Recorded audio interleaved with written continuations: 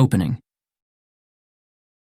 This is an audiobook recording of Ice King's Hockey Romance, narrated by Nicholas Dawson and Josh Keller.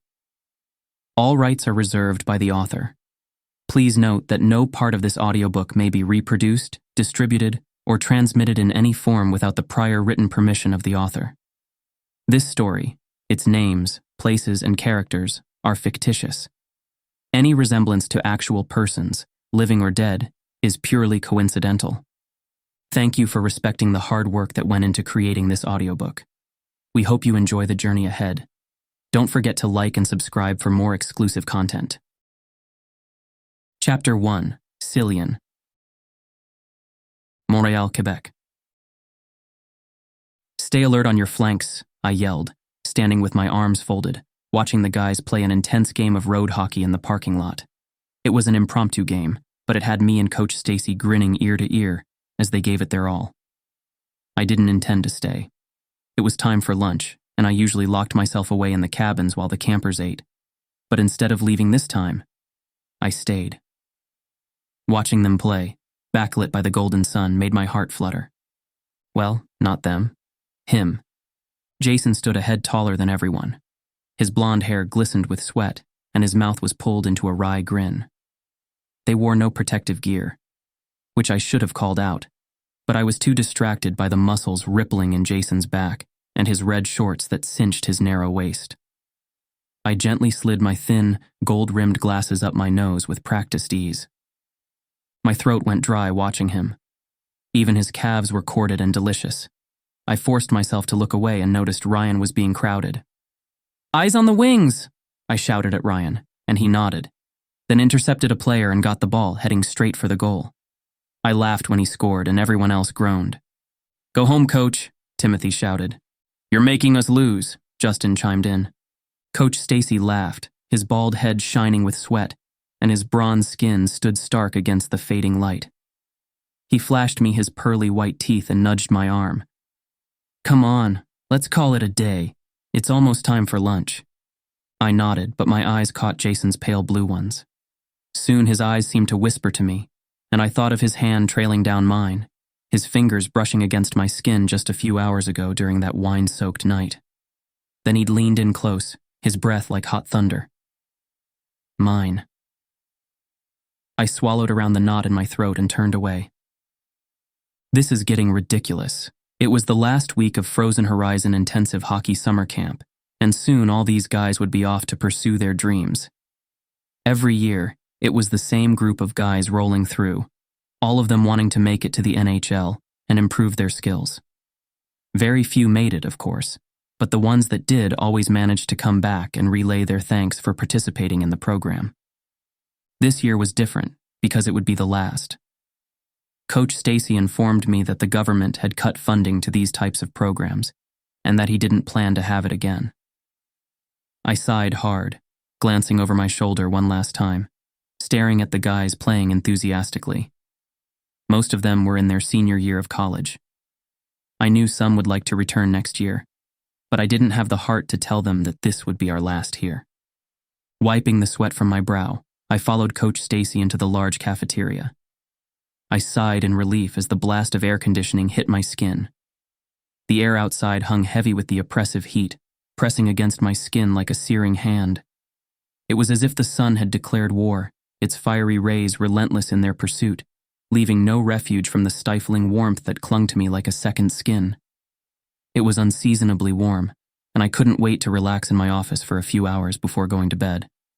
Summer camp was no joke this time of year, but since things were winding down, we didn't have much to do. All the games were done, and eventually the guys would be packing up to head back to their lives. I would be too, if I had a life. I strode into the pantry, gathering some ingredients for a light snack since I knew the guys would be hungry later. They all made fun of me for it, often calling me the mom of the group, but I didn't care. I enjoyed pampering my team, and even if it was a bit silly, I knew some of the guys that had trouble making friends enjoyed it. Whistling a tune, I grabbed some cucumbers, carrots, and romaine lettuce, intending to make a healthy snack when the door to the pantry closed, causing me to jump. A hot body pressed against mine, and my breath stopped. "Jason?" Two large hands encircled my waist. "You better hope it is," a deep voice rumbled in my ear. He turned me around in his arms, looming over me. Jason's face was covered in a light sheen of sweat, his pale blue eyes were lit with desire, and his Cupid's bow lips were kinked in a smile. "Hey, sexy." I felt heat engulf my face. Nobody thought I was sexy. Nerdy? Maybe. But sexy? That's a bit of a stretch. "What are you doing here? Someone could see." "Let them." Jason shrugged, then leaned down and kissed my neck. "Last night was amazing." My breath caught. Last night was amazing. An unholy clash of tongue and teeth, a brazen fire so thick I thought I'd die. I'd known Jason for almost 3 years, and we've never once acted on the attraction that hung heavy between us. Until last night. I must have been too drunk. The guys suggested we head to the local bar in town since we're in a remote summer camp in the Lac de Rêve summer retreat. It was nestled on the outskirts of Montreal beside a tranquil lake, with rustic cabins surrounded by dense forests. But since it was meant for hockey, the main area held an old ice rink. With a soft pinch and lift, my gold frames found a comfy spot on my nose. "Jason." I took a deep breath, not sure what I intended to say.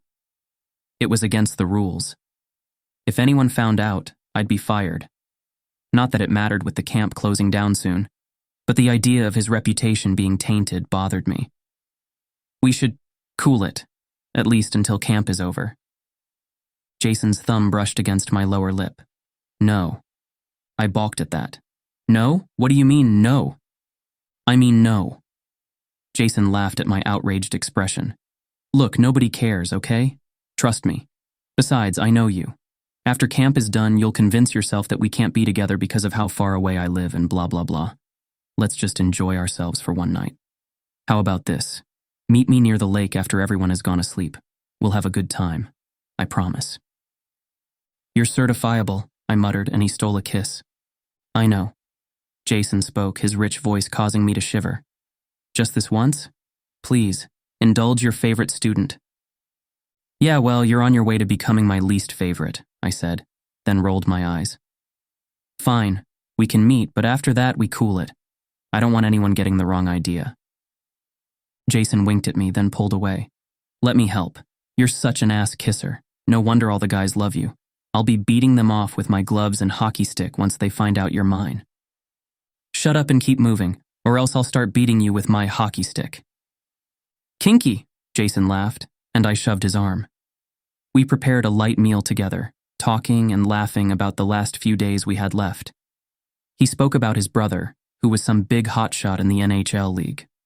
Coach Stacy wanted to do a few more drills, but other than that, wanted to keep things light. I knew most of the guys were burnt out anyway. It was an intense season, and a part of me was glad it was over. "What about you? Where do you go once camp is over?" I laughed. "You make it sound like I'm some kind of hermit that only comes out during hockey season." "Aren't you?" I threw some lettuce at Jason's face. "Funny. No, I just graduated, so I'm in between jobs. I've been called to coach the Maple Leafs, but I haven't accepted." "Why not?" Jason looked at me. Still trying to decide if coaching the Maple Leafs will lead to eternal damnation?" "That and I haven't mastered the art of finding joy in disappointment, so I think it'll be a hard pass." Jason gave a deep chuckle. "Don't worry. The Maple Leafs' idea of a power play is convincing their fans that next season is just around the corner." I burst out laughing, and Jason shot me a wink. "Seriously, though, you have a knack for never actually answering any of my questions. I have to say, I find it intensely annoying." "I'm glad I'm useful for some things," I said, then chewed on my bottom lip. I didn't want to tell him too much. It was the reason I didn't want Jason and me to get too close. What can I say? I'm boring. I coach hockey. I finished school with a master's degree in sports coaching and physical education. I go home and hang out with my cat, McMuffin. "No family?" Jason probed, getting the bowls ready for serving. "That's pretty strange, Lucas." "Caden. My name is Caden." "Of course." I couldn't tell him that. Lucas was the name they gave me, and I stuck with it. My jaw tightened, but I shook my head and forced a smile. "What about you? Where does the mighty Jason Duncan Donuts plan to go? I'm going to kill Timothy for coming up with that stupid nickname. You get caught making out with a donut one time and it's over. Jason huffed and I chuckled. Are you guys ready yet? Coach Stacy called through the door. Almost, I called back. Everyone's ready, let's... I yelped when the belt loops on my pants were yanked forward and suddenly I was in Jason's arms, staring up at him. What are you doing? Keep looking at me like that and you'll find out, Jason rasped. Then he pressed his lips against mine. I gasped, frozen. Jason bent down, pressing harder. His body was firm, a solid wall of muscle against mine. I wasn't short by any means, but Jason had this heat to him, like a rolling quilt that was near stifling. Jason's tongue touched my lips, a brush of wetness, and I shuddered, opening up for him. Sliding his tongue in, Jason licked the seams of my mouth, and I could taste the mint of his breath. His lips were pillowy, soft and silken. God. My shaft twitched and then he was pulling away, his mouth moist and his eyes dark with desire. Why do you always look like that? Jason breathed. Swollen lips, blissed out expression. It drives me crazy.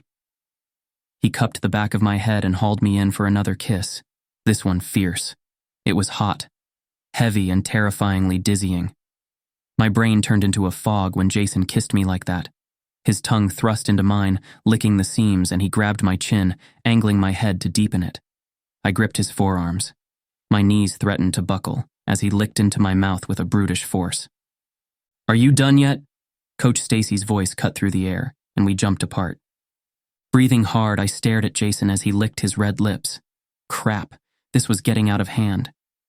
I grabbed the first bowl and the second, stacking them in one arm before hurrying out of the room.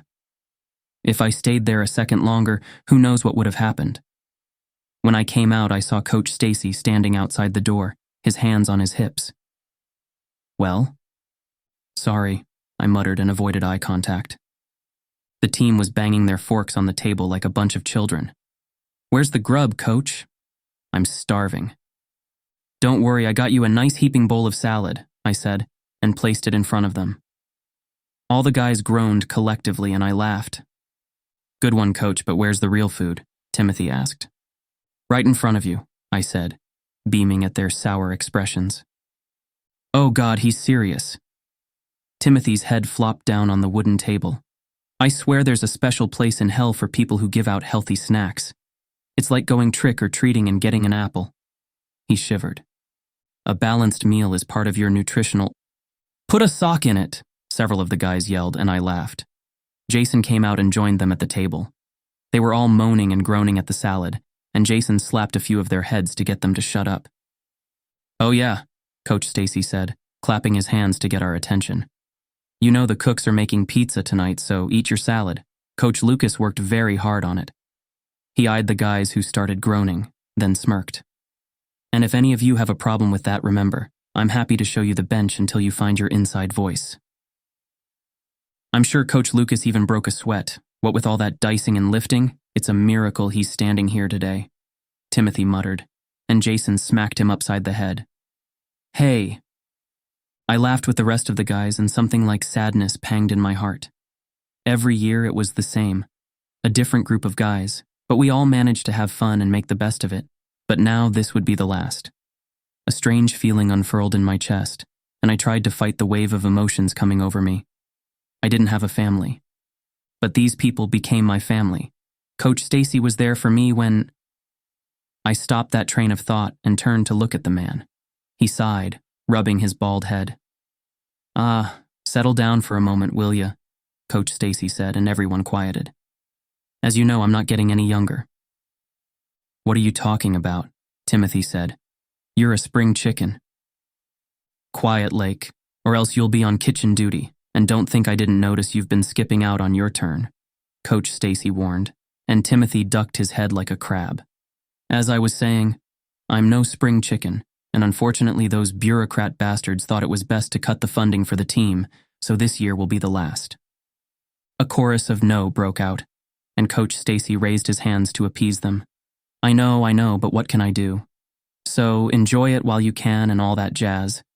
I'll do my best to pull some connections for those who are in school, but for those who are graduating college, well, I wish you all the best. I'm here for you if you need anything.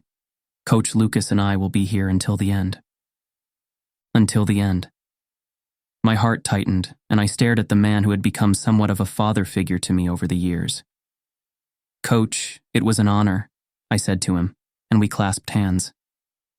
The chef and his assistants brought out the food several minutes later, but the mood was a bit somber. Even I was lost in thought as I ate. For the past few years, this place has been everything to me. I wasn't lying when I said I was going to miss it.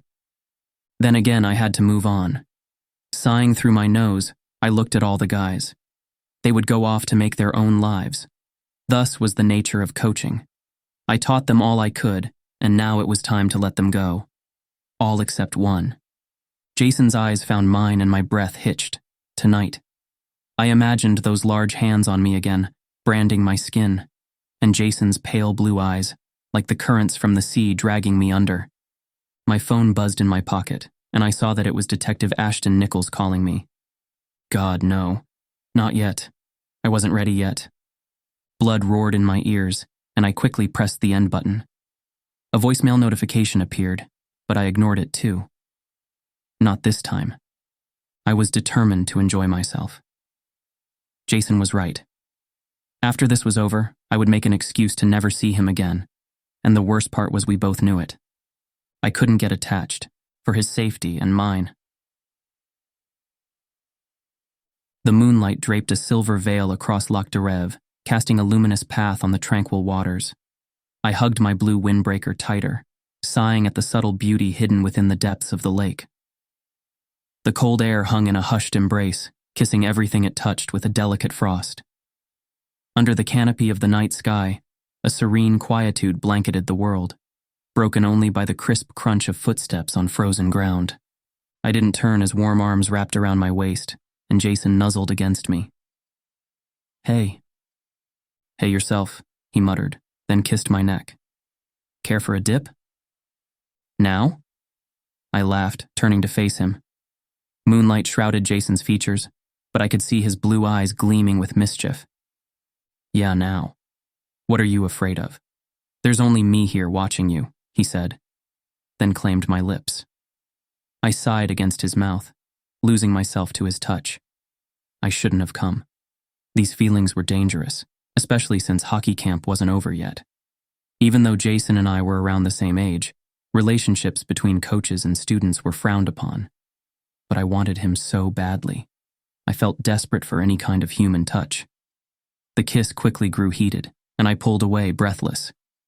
I should screw you in the water. Would you like that? To be taken in the sand and dirt? Jason whispered in my ear. I licked my dry lips. Yes. Jason groaned. God, don't tease me. He palmed the front part of his red shorts and sighed. Okay, let me get the canoe and we can head out a bit further into the water. Okay. He let go, and I watched him jog across the shore to a small hut that sheltered the canoes inside. He grabbed a few oars and tossed some life jackets inside one canoe, and then ran back for some other stuff. Need help? I called. Nah, just stand there looking pretty, Jason called back, and I laughed. I began walking toward him when I saw a shadow dart out behind him. My heart jammed into my throat when they raised a thick black Beretta M9A4, the silencer glinting in the moonlight. No! Jason! I screamed, racing toward him. Time slowed down. Jason looked up at me, his wry smile on his lips, before the bullet pierced his chest. Horror skittered across his face and blood blossomed like a flower over his pure white t-shirt. God, no. My legs pumped hard, but it was too late. Jason fell into the sand with a resounding thud, his pale blue eyes staring off into the distance. The figure in black stepped from the shadows, half his face covered in night. Tattoos covered his fingers and forearms, and those same rich mahogany eyes pierced my heart. Cathasaig, he uttered, his distinct Irish voice causing my scalp to crawl. What was lost has been found. Chapter 2, Cillian. Surrounding voices erupted, but my focus drifted into space. Detective Ashton's words reached me as if through water, a distant murmur lost in the chaos. The world slowed, each moment elongated into a surreal haze. Nothing made sense. Nothing was real.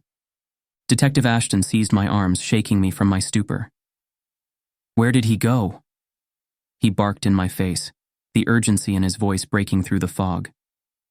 He released me abruptly, sprinting down the lakeside alongside other officers. The frantic energy in the air was palpable. Blood soaked my hands, a vivid reminder of the recent events that had thrown everything into disarray. Jason. I stared down at the space there and noticed that he was gone.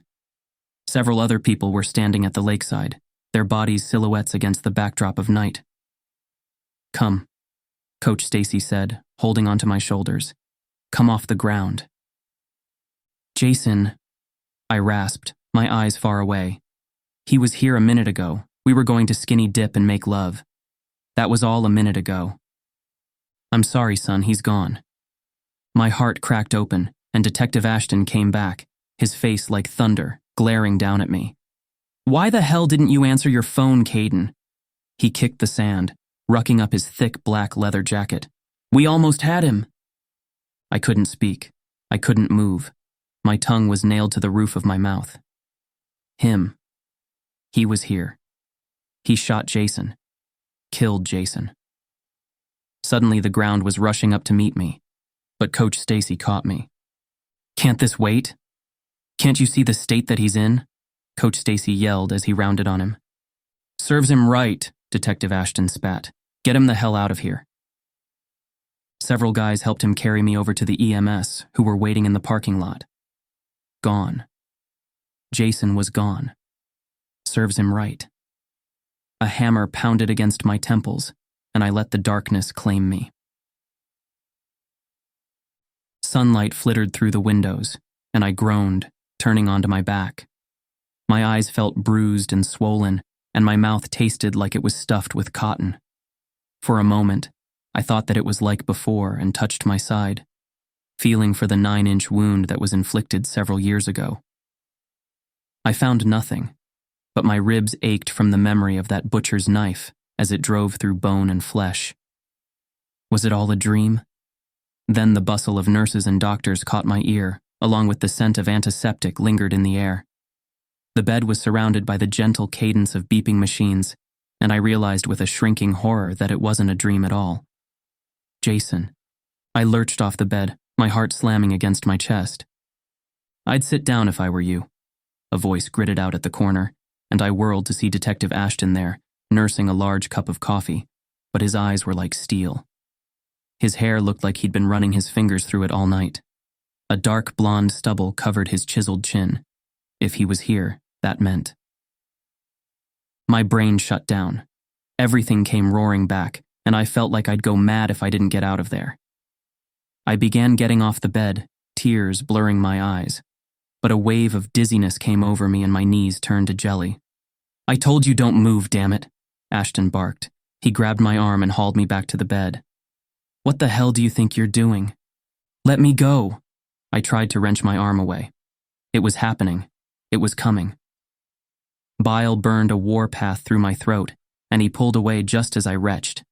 It splattered all over the tile floor, and Ashton stared down at me in disgust. "God damn it," he sneered and then turned away, staring down at his shoes. "Jesus Christ, Caden. Why didn't you pick up my call?" I don't want to talk. Don't talk. Don't freaking talk." I was shaking so badly I couldn't see straight. Jason was dead, shot in cold blood. How could I even speak? It was all my fault. I did this to him. Tears stung my eyes before spilling over and I wiped the vomit from my lips. He wanted answers. I had none. It was dark.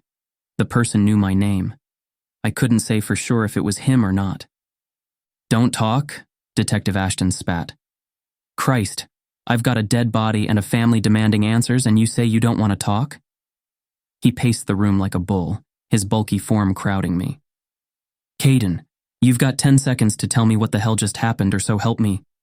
"I don't know," I snapped. My voice felt like sandpaper. "We were at the lake. I don't know what happened. Someone came out and shot him." "Just like that?" Detective Ashton grabbed my shoulders. He shot him? Just like that? I burst into a hysterical sob, just like that. It was always just like that. Barely any words were spoken, but people always ended up dead. I lost track of how many over the years. You said he wouldn't find me, that I'd be safe this time. You said I'd be safe, I cried, then clawed at his arm helplessly. It had been years since his last attack. I was a child then. Detective Ashton found me with a 9-inch knife in my chest. You need to leave. Now I have a new place, new identity, just like before. Okay? I nodded frantically, another wave of nausea coming over me. What about Jason? His family? We've done all we can, but you need to disappear. Edmonton this time. Get as far away as you can. Promise me. I've petitioned the U.S. Federal Witness Security Program for you, and you can leave now. I knew about the U.S. Federal Witness Security Program, WITSEC, before. We had talked about it many times, but I was unwilling to leave Canada since I just got here for school from my home in Ireland. This program worked in many countries, meaning that if I wanted to, I could also go to the UK and Australia under WITSEC. Sighing through his nose, Detective Ashton sat back on the bed and shook his head. Was it him? We both knew the answer to that, but I didn't respond. There was no point to it. All these years, Ashton said, then ran a hand through his thick blonde hair. The sides were shaved, and I tried not to breathe in his rugged masculine scent. He turned to look at me, and I felt so pitiful beneath his crushing gaze. I told you not to get close to anyone. Another hysterical sob threatened to come out of me, but I stamped it down. I wasn't allowed a life. I knew that. I shouldn't get close to anyone, but he had no idea how it felt all these years to keep myself apart from anyone. Jason was the only one who slipped past my walls and wanted to know me. Now he was dead. Don't blame yourself too much, Ashton said, then reached over to the desk to hand me my glasses, then got off the bed. Come on, get showered and changed. We can have you on a flight out of here in a few hours. My heart pounded in my ears. A few hours. I needed to say goodbye. Frantic emotions surged through me with an electric intensity, sending shivers of panic down my spine. Detective Ashton, the guys, let me say goodbye, please. Detective Ashton stood with his back to me. Caden, you should know better by now. You don't get to say goodbye. He was right, but that didn't stop each word from piercing my heart. They wiped my social media accounts, deleted all phone numbers, whisked me away on a private jet deep into the night. I was given a new name, new identity, and it had gotten to the point where I realized that Caden Cathasai no longer existed in this world. The flight took less than 2 hours, and soon I was getting situated in a brand new place. Detective Ashton paced through the new apartment, situated in Edmonton, Alberta, right next to the university. McMuffin let out a soft meow as I ran my fingers through his pure white fur. I glanced around, and an emptiness settled within me. This should do for now. The neighborhood wasn't terrible, but it wasn't exactly great either. I fought back tears as I waited for Ashton to leave. Our dynamic was strictly professional. He checked in occasionally, but I wasn't deluding myself into thinking we were friends. To him, I was just a job. My heart weighed heavy with thoughts of Jason, his once lively pale blue eyes now vacant. As I surveyed the meager apartment, its quaintness emerged. The bedsheets were older, the walls stained, and the appliances showed signs of wear and tear. The space whispered tales of time past, and I couldn't shake the feeling that, like the apartment, a part of me had grown a little more worn with each passing year. I curled my free hand into a fist and let McMuffin fall to the floor and acquaint himself with his new surroundings. Using my index finger, I neatly pushed my thin gold frame glasses back into place. Thank you. Don't mention it, Detective Ashton grumbled, shoving his hands into his jeans, his thick chest puffed out a bit. Look, Caden. Don't. I'm fine, I spoke. You should head out soon. I'll answer the next time you call. Ashton regarded me for several moments and then sighed through his nose. Each time got harder and harder, but until they could solve the case, I was stuck in limbo. He placed a large hand on my shoulder. It wasn't your fault. None of this is. Yeah, then why did it always feel like it? Why did bodies drop whenever I was around? My throat felt raw as if barbed wire were scraping against it. I turned away. Good night. Night, he said. Then I heard the door slam shut behind him. My knees buckled. I pressed my hands against the stained floor, wishing like hell God would strike me dead. A crushing sob broke free, and I dug my fingernails into the carpet. This was real. This was my life. Whenever I got close to anyone, it was like the bastard was nearby, watching and waiting to rip it all away from me. I couldn't stand it. Jason, he was so young. He would have been a magnificent hockey player if his life hadn't been snuffed out. McMuffin meowed again, circling my arms and brushing his white fluffy tail underneath my nose, tickling my nostrils. I didn't go to the funeral. I never said goodbye. I just left. Left Jason alone. No explanations. Nothing. God, I was scum. Forming a fist, I wanted to tear down these walls and vent my rage, but knew it was all pointless. I was here now. Safe. That was all that mattered. I had a chance to bring Jason and the others justice. I couldn't squander it. Rubbing a palm over my trembling lips, I forced myself to my feet. The soft rays of dawn filled the horizon. I'd need to find employment and then fade into the abyss. Walking into the school hockey rink, I sniffed the cool air that smelled like ice and leather. Looking down at my old jacket and new identity, I really wished I didn't have to do this again. I decided to keep things quiet this time. I hoped the guy who was after me wouldn't find me here in the States. I went to the office, but it was almost empty. I knocked on the door, but no one answered. Outside, a man wearing a red hat with flaming red hair was yelling at his players, calling them names. Is that how you play hockey, or are you just ice skaters? Come on, keep going, you wet noodles. I frowned and pushed my hair out of my eyes. Coach McIntosh? He looked up, and the players stopped. Ah, you must be Coach Cillian. Come into my office. Let's talk for a moment. He steered me toward his office, and I took a seat in the orange plastic chair. Coach McIntosh scrubbed his red hair and took a seat across from me. Sorry, I wasn't there to greet you. They were busy running scrimmages and, well, you know how boys get carried away. I forced a smile. Yeah, I understand. They said you were looking for an assistant coach for the team? Yeah. Coach McIntosh shifted in his chair. With your experience, though, I think the position might be a bit beneath you for the time being. I just moved here, so beggars can't be choosers, I said. Right. Coach McIntosh nodded, reading over my file, and then sat back in his chair. It says here you trained in Montreal at the, forgive my French, at the Lac de Rêve summer retreat? For a summer hockey camp team? That's for CHL, I think, right? Yes, sir, I responded. And that you've been there for 3 years. Why don't you tell me about that? My throat closed as if it were a straw sucking in too much air. Images of Jason flashed before my eyes, and suddenly I was back there. On that beach, hearing the gunshot like the crack of thunder. Panic surged like suffocating waves, each breath becoming a struggle against an invisible force. The air felt thick, and a sense of impending doom overshadowed rational thought. I was fine. Right. Keep moving. That's what Ashton said. I realized then it hadn't even been a month since Jason was murdered in cold blood, and I watched the life bleed out of him. I scrambled back off my chair, my heart racing, seeing things that weren't there. Are you okay, son? Coach McIntosh stood. Fear held me captive in a paralyzing grip, freezing my movements and clouding my ability to think. It was as if an invisible force had rendered me powerless. What the hell am I doing? It was too soon. It was too soon. I'm sorry, I sputtered.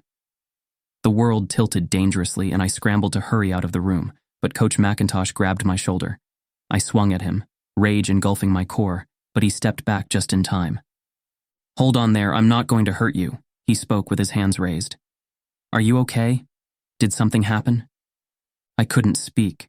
It was as if I were bracing myself for an oncoming collision. Coach McIntosh guided me back to my seat. Put your head between your knees, son. Ground yourself. I did as he told me to, my breath coming out in a peal of harsh pants. This was crazy. Bitter tears slid down my cheeks. A panic attack. I was having a freaking panic attack. "Drink this," Coach McIntosh said, passing me a cup of water, which I drained immediately. He chuckled softly and sat back in his chair, his hands steepled in front of him. "Okay, I guess asking about that job is off limits," he said with a smile. "Why don't you tell me something else about yourself? Lucas, is it—" "Caden," I gasped, and I had no idea what possessed me to say it. "My name. Please call me by my name. Caden Cathasai." I hadn't heard my name spoken in years. It was so pathetic, but I didn't want to give the bastard that. I was being foolish, but I didn't care. I was sick to death of new identities. I just wanted to be normal. "All right," he said slowly. "Caden." Wiping the tears from my eyes, I placed the cup down. I felt raw, achy, as if my chest had been carved open. My friend passed away recently, so I'm sorry for my behavior. "Don't be. I understand," Coach McIntosh said. "I guess we could do a bit of a trial run. I hope to retire soon, and I know the university is looking for some fresh blood. How about we see how it goes? You can come back, let's say tomorrow at around 8 a.m.? I nodded and stood. I didn't dare shake his hand. My legs were still shaky, and I was eager to get the hell out of there as soon as possible. "Caden," Coach McIntosh called when I got to the door. "I know a support group that might help you out," he said, then fished through his drawer. "A few years ago, I had a player who lost his brother and sought some counseling for it. Maybe you can give them a call, see if they can assist you? Coach and teammates become like family, so I want you to feel welcome here. Whatever demons you're hiding, you can tell me or don't. I don't mind. Just give this number a call. It'll help ease an old man's heart." He held out his hand, and I took the card. Then he shook it. I felt the warmth bled through his palm, and my wet eyes snapped back up to his. Coach McIntosh. His gaze was deep, penetrating my soul. He knew what I was going through. Maybe not exactly, but I felt something settle in my chest. It was the same feeling I had with Coach Stacy all those years ago, the knowing feeling that even though this wasn't where I wanted to be, sooner or later, I'd be fine. I left the office shortly after, the door clicking shut behind me. Striding into the rink, I saw the players in the hockey arena. Their bodies raced down the ice in a sea of blue and gray, the Northern Lights nomads. This is what I loved. I licked my dry lips and wiped my eyes once again. I could teach hockey, and in the meantime, Ashton could solve the case. Jason would never be forgotten. In my heart, I'd do everything I could to make these boys' lives better. Jason would never continue on with the CHL. He would never graduate from university or make it to the NHL. He had been robbed of that. I'd make him pay. Then I'd drag that bastard that killed Jason straight to hell, right along with me.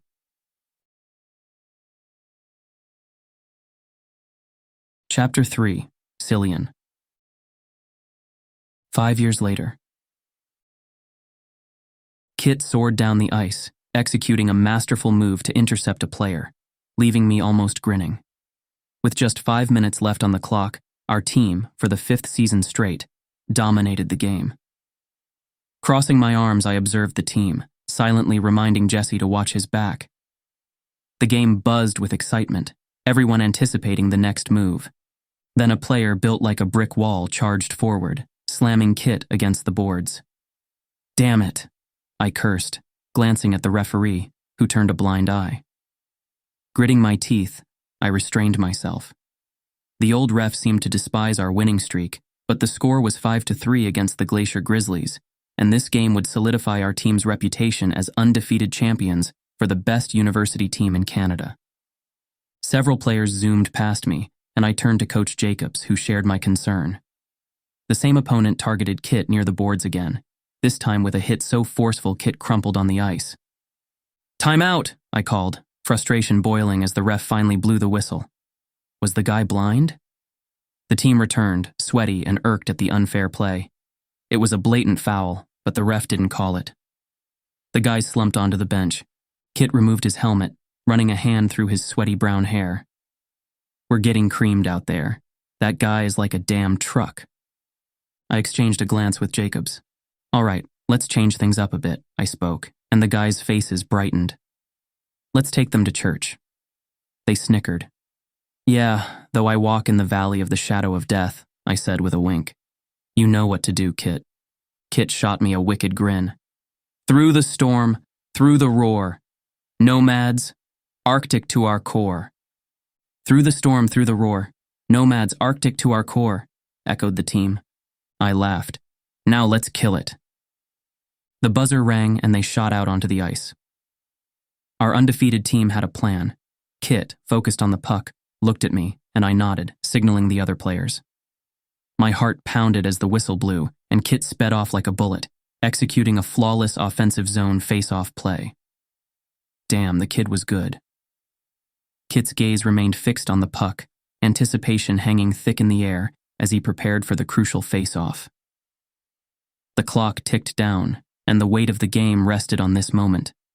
With a deft flick of his wrist, Kit redirected the puck to the right wing, catching the Grizzlies off guard. The crowd's response was immediate, a collective gasp, followed by an eruption of cheers that reverberated through the arena. The team, a choreography of coordinated movements, seized the opportunity. Passing the puck with a rhythmic grace, they wove through the bewildered Grizzlies, creating an artful dance on the ice. The spectators, caught in the intensity of the unfolding spectacle, rose from their seats. In possession of the puck, Kit surged forward with a speed that seemed almost supernatural. His strides were a blur, deftly navigating through the defense, leaving opponents trailing helplessly. The puck danced with precision on his stick. As Kit closed in on the goal, the arena held its breath. The shot was executed with the precision of a seasoned marksman, the puck sailing past the Grizzlies' goaltender. The net echoed with the unmistakable thud of success, and the scoreboard shifted to 6-3. The cheers erupted from the crowd. The team swarmed Kit, helmets soared through the air, sticks clattered in chaotic harmony. Coach Jacobs laughed with me as we stood on the sidelines with proud grins. The final buzzer sounded. The team congregated at center ice, a collective embodiment of victory. The Grizzlies had brought a storm, but the Nomads had weathered it with Arctic resilience, leaving the crowd in awe. This was what I lived for. Kit's eyes found mine, and I nodded at him, mouthing congratulations, and then pointed to the 3 men in suits in the crowd. Scouts. I knew they'd be there from the start, but I liked to surprise my team every once in a while. Kit's entire face flushed with more excitement, and I bit back another chuckle. A quick tap on the side brought my thin glasses into perfect alignment. Another year. Another great win. The voices in the locker room hit a fevered pitch as the guys talked over each other, their excitement palpable. Kit was in the center, laughing and joking around as he and a few others shrugged on their coats and shirts. All right, team, I said, striding into the room with Coach Jacobs hot on our heels. I've got 3 scouts outside looking for an introduction, so play nice and you might get signed. Kit, you're up first, and then Jordan and Ramuski. You'll be next in line. Kit jogged over to me, his face still flushed from the game. Are you for real? They want to meet me? Yeah, it's real. I patted his arm. Now fix your hair. You want to make a good impression, right? He frantically straightened his clothes and then followed me out the door, where 4 men were waiting for him outside. As Kit and I approached them, introductions flowed seamlessly. The scouts extended hands for firm handshakes, each greeting executed with a well-practiced blend of warmth and professionalism. They were dressed to the nines in crisp suits, and one of them was even carrying an NHL badge hooked onto his pants belt buckle. Kit, this is Mr. Hamilton, Mr. Levi, Mr. Williams, and... I trailed off, realizing that there was a 4th man that I missed. The first 3 I was very familiar with since we had the best hockey team in the country, but this guy was new, younger. Sorry, I'm not sure we've met.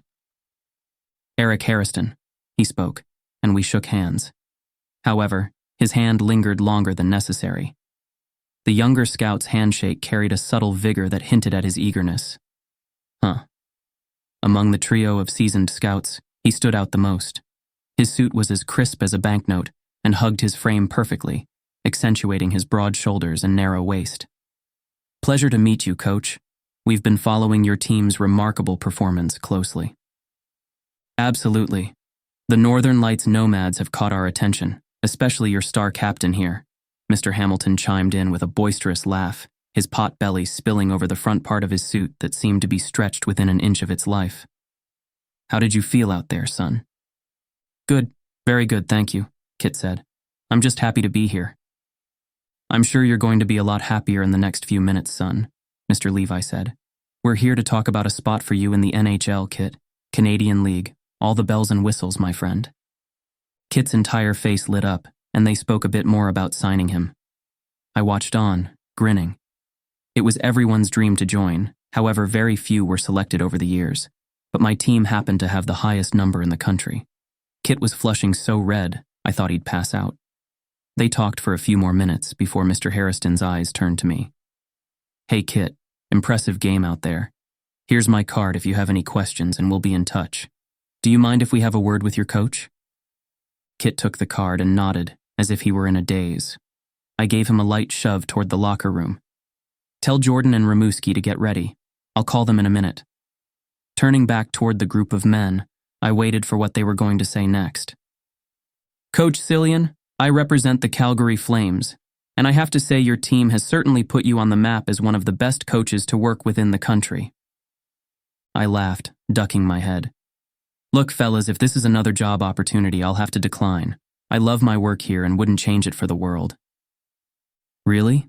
Mr. Harriston's brows climbed. Not even to train an elite hockey team? What? I balked at that. Mr. Harriston's lips kinked into a wolfish grin. I see that's caught your attention.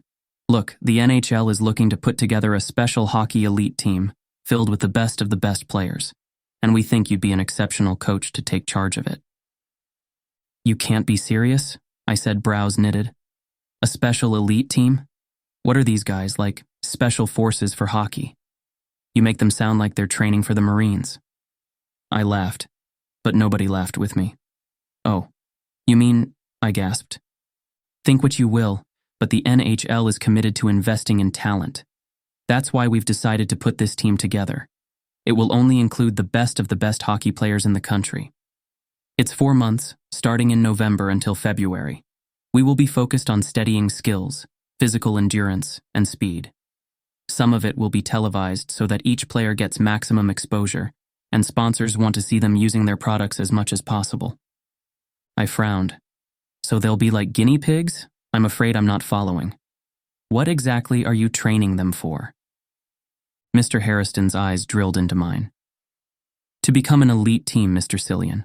Like I said earlier, they will be the first ever NHL super team, only the best of the best. However, it is still a trial run, so some of the players might not make it. Those that do will tour the world and be Canada's first elite team of NHL players. I was stunned into silence. An elite team of NHL players? Like super soldiers? That type of crap only happened in the movies, but I could tell these guys were serious. And they wanted me to coach the team? My frown deepened. There was a reason I stayed away from all the bureaucratic nonsense that happened in hockey. Aside from that, I was still in WITSEC, and there was no way I'd jeopardize the safety of the people on the team and go on national TV. Even though I used an alias, the case was still active. Sorry, I'll have to decline. Think about it, Mr. Harriston said, shoving his business card into my hand. We'll be in touch. He stared at me expectantly, and I gave him a puzzled look. I walked back into the locker room and called Jordan and Rimouski to come out. They spoke with the scouts a bit more, but I was unsettled. Mr. Harriston's eyes drifted over to mine. They were dark and cunning, and I knew this man wasn't going to take no for an answer. Crap. What had I gotten myself into? Running a hand through my thick, sandy brown hair, I sighed, hoping this will come to an end soon. I didn't want to be around these people longer than I needed to be. The night air enveloped me in a crisp and cool embrace as I walked towards my beat-up 2005 Mazda. It was late. The 4 scouts spoke with each of the players, making sure they knew what they were getting themselves into upon signing, and answered all their questions professionally. I sighed, taking in the streetlights that cast a subdued glow, painting pools of light on the pavement. The night air was tinged with the soft hum of the city settling into slumber. It was only October, and the wind nipped at my skin. "Coach Cillian," a voice called. Turning around, I saw that it was Mr. Hairston jogging toward me. His hands were fisted in his pockets, and his light blonde hair blew in the wind. "Sorry to keep you, but could I have a moment of your time?" A moment? I gritted my teeth. This was what I hated most about these types of guys. How many times did he want me to say no? This guy was officially getting on my last nerve. "Look, why don't I give you a call later and we can discuss—" "We both know you aren't going to call," Mr. Hairston said. Then he leaned against my car door, blocking me from entering. "I won't be long. I promise." "Fine, what do you want to say?" Mr. Hairston regarded me for several moments and then he smirked. "Take the job." "Excuse me?" "Take the job." I fought the urge to bare my teeth at him. "No, and since you keep asking, it's a hell no. Now get the hell off my car before I call the police." Mr. Hairston's smile grew. "You won't be calling anyone. No. What's going to happen is that you are going to take this job and we'll call it even." "Call what even?" I barked, losing my patience. "Jason." My heart skipped a beat. "What?" I stared into Hairston's black eyes in shock. How did he know that name? Who the hell was this guy? How did he know my true identity? Ice dripped down my spine and I broke out into a cold sweat. Mr. Hairston stood, smoothing out his jacket. "I didn't want to resort to this, but you need to understand, I've put a lot of effort into building this elite team, and I need you to be at the forefront. You understand, right? No hard feelings." My tongue was frozen to the roof of my mouth. No hard feelings? Images of Jason's lifeless body came rushing back to me all at once. The scent of blood filled my nostrils as I held his body in the sand, watching the light fade from his eyes. "Who the hell are you?" I snapped. He reached into his pocket and handed me his business card again. I snatched it from his hand and stared at it. Eric Hairston. Hairston? It was the same last name as Jason's. My heart jammed into my throat. Was he Jason's brother? Relative? He tracked me down all the way here for what? Mr. Hairston stepped forward, his voice dropping low. "I don't know why you ran away and I don't care, but the second I saw you, I recognized you as Jason's coach from Lac de Rêve. After what you've put our family through, you owe me this much. Take the job. It's only for a few months or else everyone will know exactly who Coach Cillian is." I sucked in a sharp breath. "You knew who I was before you came here?" "I had my suspicions," Mr. Hairston said. "I didn't know until I saw that play on the hockey rink, and I recognized it immediately. Look, they told us the case was still active. I won't do anything to jeopardize that. I want justice the same way you do, but I need you on this team. You're the best option we've got, and this is your chance to make a difference. You won't be filmed. The crew is under strict instructions just to get the hockey players and no one else, that I can assure you." I laughed bitterly. "You don't know what the hell you're doing. If this got out, You'd what?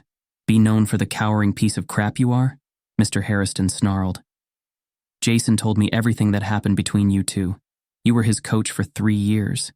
It was only when he was getting to his last year in university that he found the courage to confess. He was in love with you, and after he died, you ran away like a dog in the night. So, screw you. I'm heading up this team, and I want you to be on it. End of story." My hands curled into a fist. There was nothing I could say. He was right. I left Jason, his blood still warm on the sand, and flew off to Edmonton with my tail between my legs. Mr. Hairston stared down at me and snorted, pushing away from the car. "We'll be in touch, Cillian." I swallowed around the dagger in my throat. The way he said my name was a mockery, and it was. At the time, I went by Coach Lucas. Everybody knew that. Then I left the country, changed my name, and became Coach Cillian, the best coach at the University of Alberta, then the province. However, it was all a freaking joke. Cillian didn't exist, and neither did Lucas. It was all a sham. I wrenched open the car door and tore out of the parking lot, my heart slamming against my ribcage. Eric was Jason's brother. Of course, he'd recognize me from the games they played at Lac de Rêve Retreat. I sped home, gripping the steering wheel until my knuckles were white. 4 months of intense training. That was all he was asking for. On the surface, it seemed like a great opportunity. And yet, something twisted in my gut. What did Eric want? Would that really be the end of things? Or would he want more? I growled and slammed the car into park once I reached my craptastic apartment. Turning on the lights, I tossed my keys onto the counter and listened for McMuffin's paws to shuffle against the linoleum floors, but I didn't hear anything. I sighed and kneaded my neck, fighting against the headache I felt building at the base of my skull. Toeing off my shoes, I strolled further into my apartment and saw McMuffin lying on his little bed. The little guy barely lifted his head, and something in my heart tightened. He'd been with me for 12 years, and I knew his days were numbered. I scratched his head, and he gave a weak purr before falling back on his bed and going to sleep. I stood, taking out my phone. I scrolled through the 2 contacts, Detective Ashton and the restaurant down the street for takeout. I dialed Ashton's number, not surprised when he picked up on the first ring. "Detective Ashton?" he said gruffly. I wondered what time it was in Montreal. "Hey, it's me." There was some light shuffling from the other end. "Caden, what's going on?" Taking a deep breath, I tried to calm my nerves. "I may need to take on a new job somewhere in Toronto. I just wanted to let you know." Ashton paused. "I thought I told you to lie low." I bristled at that. "What do you think I've been doing for the last 5 years? This will only be for a few months and then I'll come back." "Fine. Toronto will probably be better in terms of protection. I'll contact WITSEC there and see if they can accommodate you." "Thanks." Ashton didn't respond, and I held back what I really wanted to say. We weren't friends. I felt so pathetic that he was the only person I could call. Since I was young, I'd moved from province to province, trying to evade him. Detective Ashton wasn't my friend. He'd made that clear when I got too attached once. I was a job. Nothing more or less. He swore he'd keep me safe, and that's what he's done over the years. It was foolish of me to imagine otherwise. "Was there anything else?" he asked. "Yes," I wanted to say. I wanted to tell him about Eric, the case. To talk about how my life has been an empty void all these years. And I felt crushed by the weight of loneliness, but I kept my mouth shut. No. Good night." "Night." He hung up and I stared down at the phone, my hand trembling.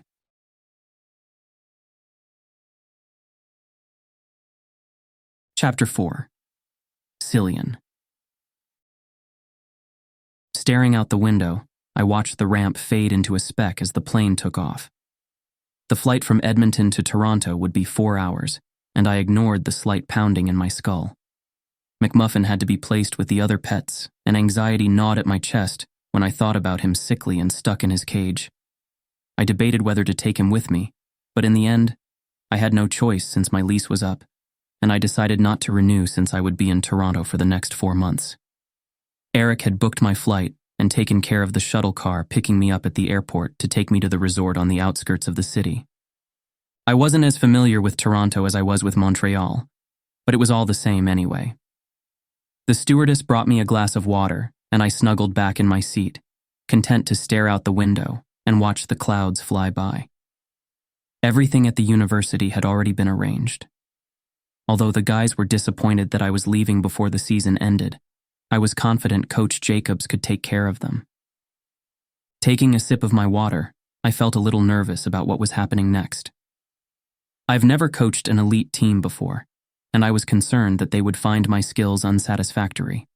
Besides, there were several high-profile coaches they could have gotten, so why me? Did Eric have another reason for choosing me? Or was this just his way of getting back at me? I sighed and shook my head. Why go through all the trouble? But at the same time, none of it was making sense to me. Jason died 5 years ago. Why did he choose to show up now? Taking off my glasses, I gave the lenses a quick clean before putting them back on. It didn't matter. I wouldn't dwell on it. All I had to do was keep my head down and ride out the next couple of months, and then things would return to normal. What was normal? a life teaching my students and ignoring the black hole in my chest. After Jason died, I buried myself in my work. I didn't date. I sure as hell didn't screw people on the first date. I kept to myself, too afraid of what would happen if he ever found me again. To say I was touch-starved would be an understatement. With my career taking off, it was too much of a risk. Most of my colleagues knew I was gay and didn't have a problem with it, but it was safer if they didn't know anything else. That was the way it had to be. Closing my eyes, I let the hypnotic drone of the plane's engines act like a gentle lull, leading me toward the shores of slumber. I awoke several hours later, my mouth tasting like sandpaper. Several people were standing in the aisles, and I waited until they were gone before I got out and grabbed my luggage. I strolled off the plane with the rest of the passengers and got the rest of my stuff and McMuffin, who was fast asleep in his cage. A warm breeze flittered through the air as I waited on the curb for the car to pick me up. Toronto Pearson Airport was buzzing with activity, and I considered grabbing a coffee, but then a sleek black limo pulled up. "Cillian?" a voice said, rounding the car and opening the door for me. "This way." My brows climbed my forehead and I got in. A limo? Really? Huh. I let the guy put my luggage in the back and kept McMuffin close at my side. The man went back to the front of the car and drove onto the highway. How much money was the NHL putting into this elite team? I wondered as I looked out the tinted windows. The world sped by until the limo smoothly glided onto the meandering path of the Lakeside Haven Resort on the outskirts of Toronto. Wow. This place was amazing. Not at all what I expected. Then again, it was the NHL. The chauffeur navigated through a tapestry of autumnal hues, and my anticipation grew as I took in the beauty of the surroundings. My jaw dropped as we reached the resort entrance. Majestic trees adorned with golden and crimson leaves formed a natural arch overhead. The air carried the crisp fragrance of autumn, mingling with the earthy scents of fallen leaves. Damn it. This is where we were going to stay for 4 months? This place was like a paradise. "You don't want to miss this, McMuffin," I said to my cat, who gave me a deadpan look. Eric stood at the entrance, dressed in a charcoal gray suit, exuding an air of refined elegance. His perfectly coiffed hair and the warm tones of autumn seemed to enhance the richness of his attire. A welcoming smile graced Eric's face as he extended a hand in greeting. "Welcome to Lakeside Haven, where luxury meets the charm of fall." "I'll say," I muttered, shaking his hand as I stepped out. I released a low whistle.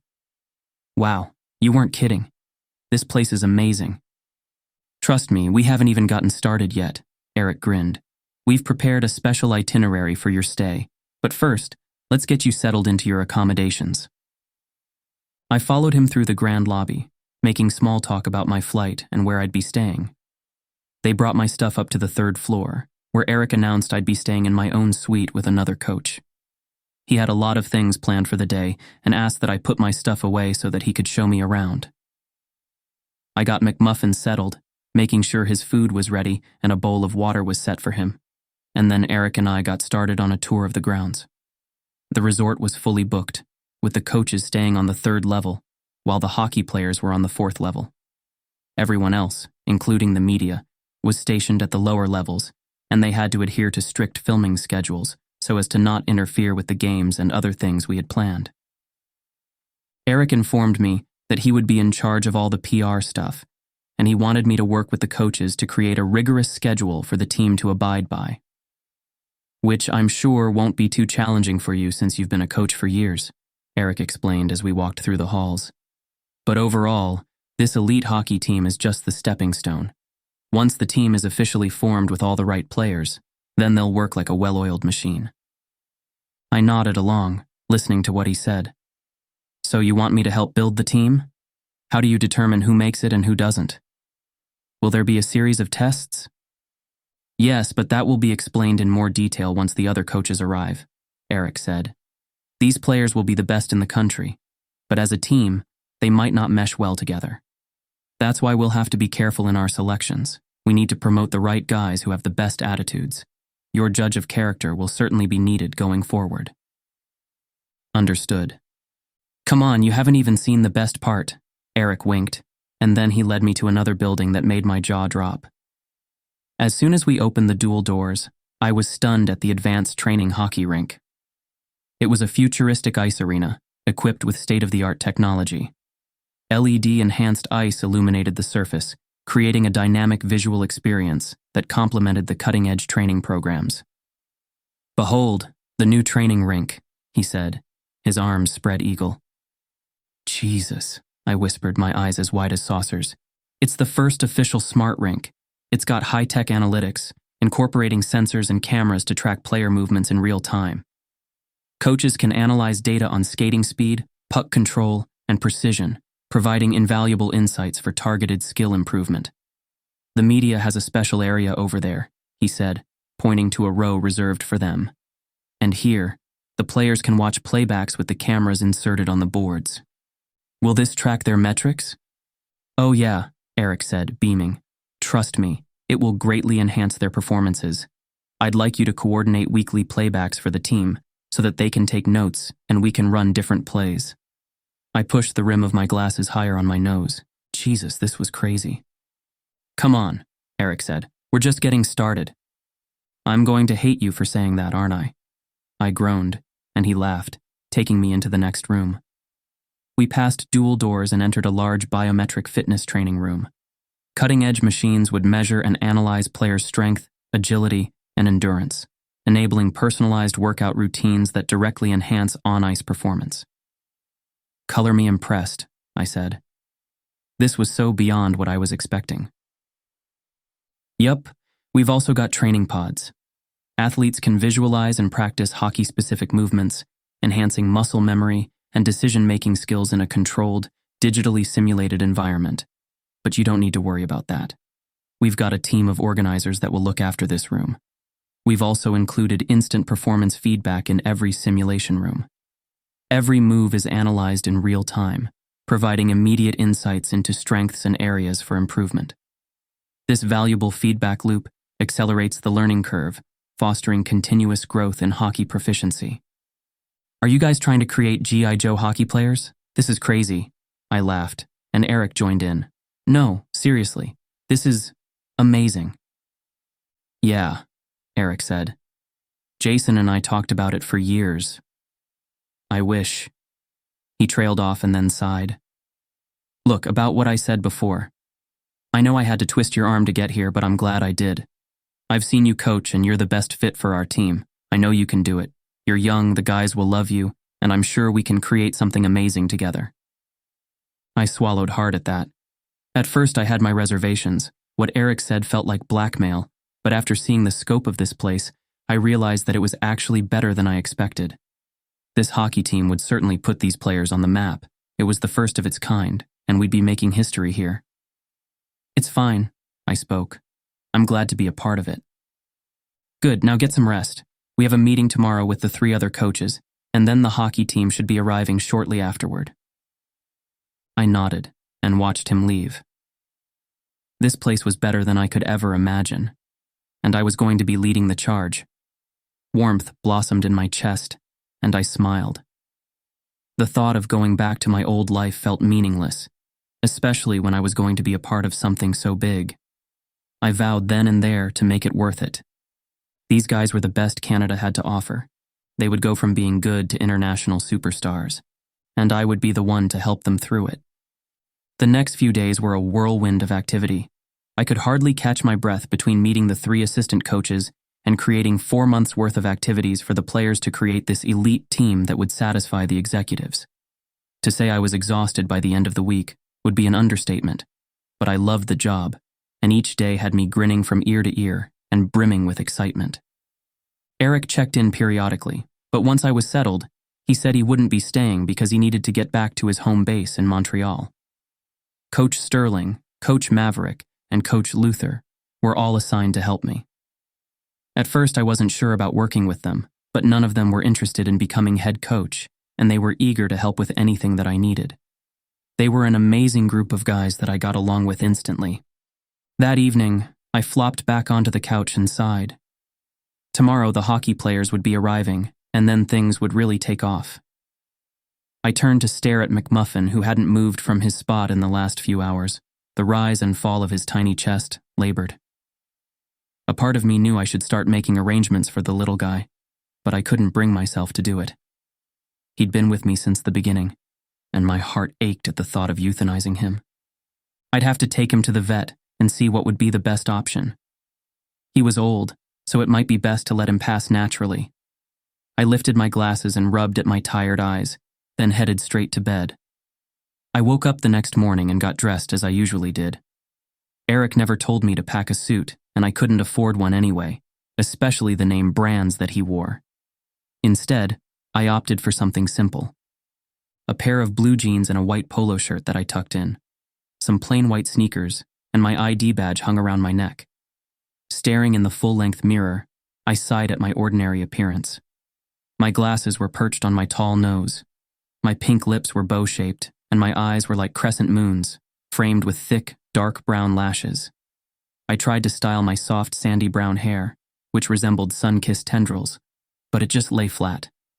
No matter what I did, it ended up in a strange, wavy style with my bangs falling over my eyes. Whatever.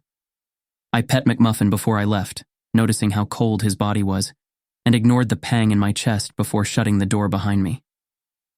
The halls were buzzing with activity, and I reached the locker room just as the media was setting up the cameras to face the players that would soon be walking through the doors. Coach Luther found me first. We shook hands and he smiled at me. Good to see I'm not the only one who's punctual on the team. He had a large potbelly and kind gray eyes. I laughed. Me too, but I think you spoke too soon. I see Coach Maverick coming this way. He spotted us and walked over, shaking our hands. Coach Maverick was a few years older than me, but his eyes were dark, almost black. The three of us made small talk, and finally Coach Cillian joined us. Eric came in grinning like a madman. "All right, everyone ready?" he asked. I spotted several media stations, including ESPN and a few other well-known sports and entertainment companies, as well as Nike, Sports Check, and Adidas. A commotion in the hall made everyone still, and then the cameras were rolling. I stepped back as far as I could go to make sure I wouldn't be spotted, and then a group of guys were all filing in. No way. My mouth nearly dropped as Ethan, Thunderstrike Donovan from the Maple Leafs, strolled through the door with a duffel bag hiked over his shoulder. Then following him was Connor Blazebreaker Hudson from the Calgary Flames. Shortly after, Noah Frozen Falcon Mitchell from the Edmonton Oilers was next in line. One by one, they all walked into the room and everyone was buzzing with activity. They weren't kidding. These guys weren't as famous as some of their USA counterparts, but they were certainly talented. I tried to familiarize myself with all the faces because, over the next few months, we'd all be getting to know each other better. One of the PR reps closed the door and signaled for Eric to start. "Welcome," Eric said, standing in the front of the room. "It's a pleasure to have everyone here. First, we'll start with introductions. Most of you have met me already, but I wanted to introduce you to the one who will be leading you in the next few months. This is Coach Cillian." He gestured to me, and I stepped forward with a light wave. Along with him are Coach Sterling, Coach Maverick, and Coach Luther. They will be assisting you on and off the ice, so please go to them if you have any concerns. This will be a highly intensive training course, so I hope you all understand what you're signing up for. Those that make it into our elite program will go off to form their own team. Those that don't will be sent back to their old teams. Understood? The guys nodded. "Okay, get yourselves acquainted with your coaches and we can meet later if you have any more questions," Eric said, then signaled for the cameras to be shut off. The room erupted in a light buzz, but I kept to myself in the corner, not trusting the media not to be filming. There were some big names here, and I was more than excited to see what was going to happen next. A few guys came up to introduce themselves, and I shook their hands. With the lighting in the room, I began to sweat, and I stepped outside into the hall for a moment to calm my nerves. Just as I was about to go back in, my heart stopped. A man stood several feet away from me, with broad shoulders and a narrow waist. He wore a black windbreaker, but that wasn't what had my blood roaring in my ears. His back muscles bulged and flexed with each movement, and from the side his profile looked exactly like. My knees almost buckled. "Jason?" Impossible. Tears stung my eyes, and before I could stop myself, I was marching forward, my body trembling as I grabbed the man on the shoulder and spun him around. Dark brown hair covered his brow. His Cupid's bow lips were tugged into a wry grin, and his warm hazelnut eyes flashed with irritation. Not him. Jason was dead. I flinched away from him. Sorry, I thought... Never mind. I pivoted and walked away, feeling the heat engulf my face. Stupid. Stupid. I wanted to smack my forehead. What the hell was I thinking? I scurried back into the room with my head hung low and stood near the back. Are we ready? Eric said, and then the door swung open, and the minute he stepped into the room, I couldn't breathe once again. Oh. Eric's eyes widened when a new guy stepped into the room, his massive form nearly filling the doorway. And you are... Gabriel Johnston, he spoke in a rich Quebecois accent that slid up my spine and vibrated in my chest. Sorry, I'm late.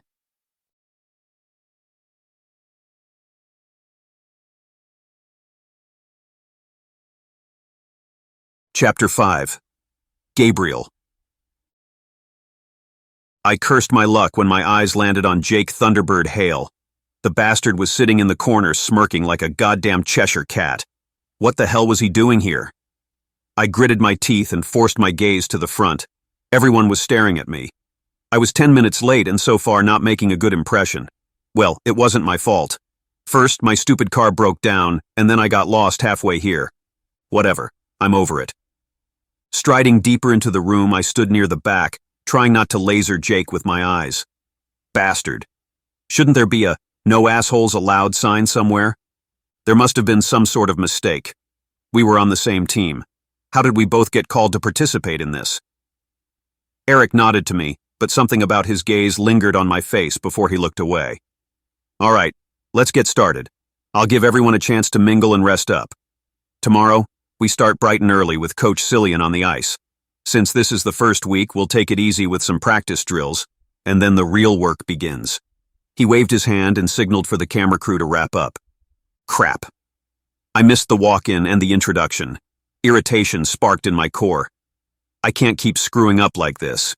The elite NHL hockey team was the chance of a lifetime, and here I was, making a mockery of it. I grabbed my duffel and swung it over my shoulder, too annoyed to stand around talking to anyone. I cut Jake a scathing look and walked out the door. Some people bring joy wherever they go. Others just bring a whole lot of asswipe energy, like that guy. Reaching into my pocket, I pulled out the piece of paper for my room and schedule and walked through the resort. The place was like a goddamn maze, making everything worse. I walked in circles for 10 minutes before I remembered the first number of the room was usually also the floor number. Duh. Why was this day getting crappier? I found my room and tried the key, but it didn't budge. Seriously? I dropped my crap to the ground, my frustration gnawing at my chest. This had to be some freaking joke. If I couldn't get into my room, that meant I'd have to head back to the lobby with all my stuff once again. I swiped the keycard again, frowning when nothing happened. God damn it, I cursed, then muttered several more expletives in French. Can I help you? A voice said behind me, and I whirled around to see the same guy that nearly attacked me earlier standing there. My eyes immediately flew to his moose knuckle, which was on full display because his jeans were so freaking tight.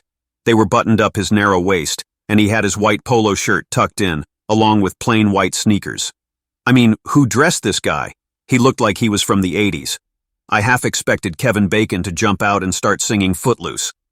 I can't get into my room, I grunted. Yeah, because this is my room, the guy said, tilting his head. What? I checked the number again, and it read 305. No. This was my room.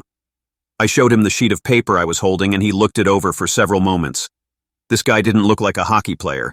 He looked like a college student. A freshman, if I was being generous. The guy's hair had the sun-kissed charm of sandy shores, with a warm brown hue that mirrored the beach. His soft golden brown hair and delicate features were nothing special. Even his pale blue eyes were unremarkable. A goalie, maybe? No, he barely had much muscle on him to begin with. He was tall and lean, not at all bulky like most of the guys on the team. No, this is a mistake. We're on the coach's floor. All the other hockey players are on the fourth. You'll have to head down to the lobby to have it sorted out. Okay, well, screw that. My eyes flew to my duffel bag, which weighed over 100 pounds. It would break my back to bring all of this stuff back downstairs and then hike to the 4th floor. Look, it's kind of a bit of a hassle to carry this back downstairs. Can't I just use your phone to call them? It's been a long day and I just want to get this settled as soon as possible. The man's eyes narrowed. You can use a trolley, he said, pointing to one at the side. And the elevator's over there. Then he used his key to open the door and slammed it shut in my face. Okay. Looks like God wants to dump all over me today. I grumbled under my breath and hauled my stuff onto the trolley and then headed downstairs to the lobby. The minute I got there, I saw Eric talking to the receptionist, his bag slung over his shoulder as if he were getting ready to leave. Gabriel, is it? Eric said, and we shook hands. How are you getting settled in? I think there's been a mix-up with the rooms, I said, handing him the paper. Eric frowned and passed it to the receptionist, who then began clicking away at her computer. Oh, Eric smacked his forehead. Gabriel Johnson, you're from the Montreal Canadiens, along with Jake Thunderbird? He laughed at himself.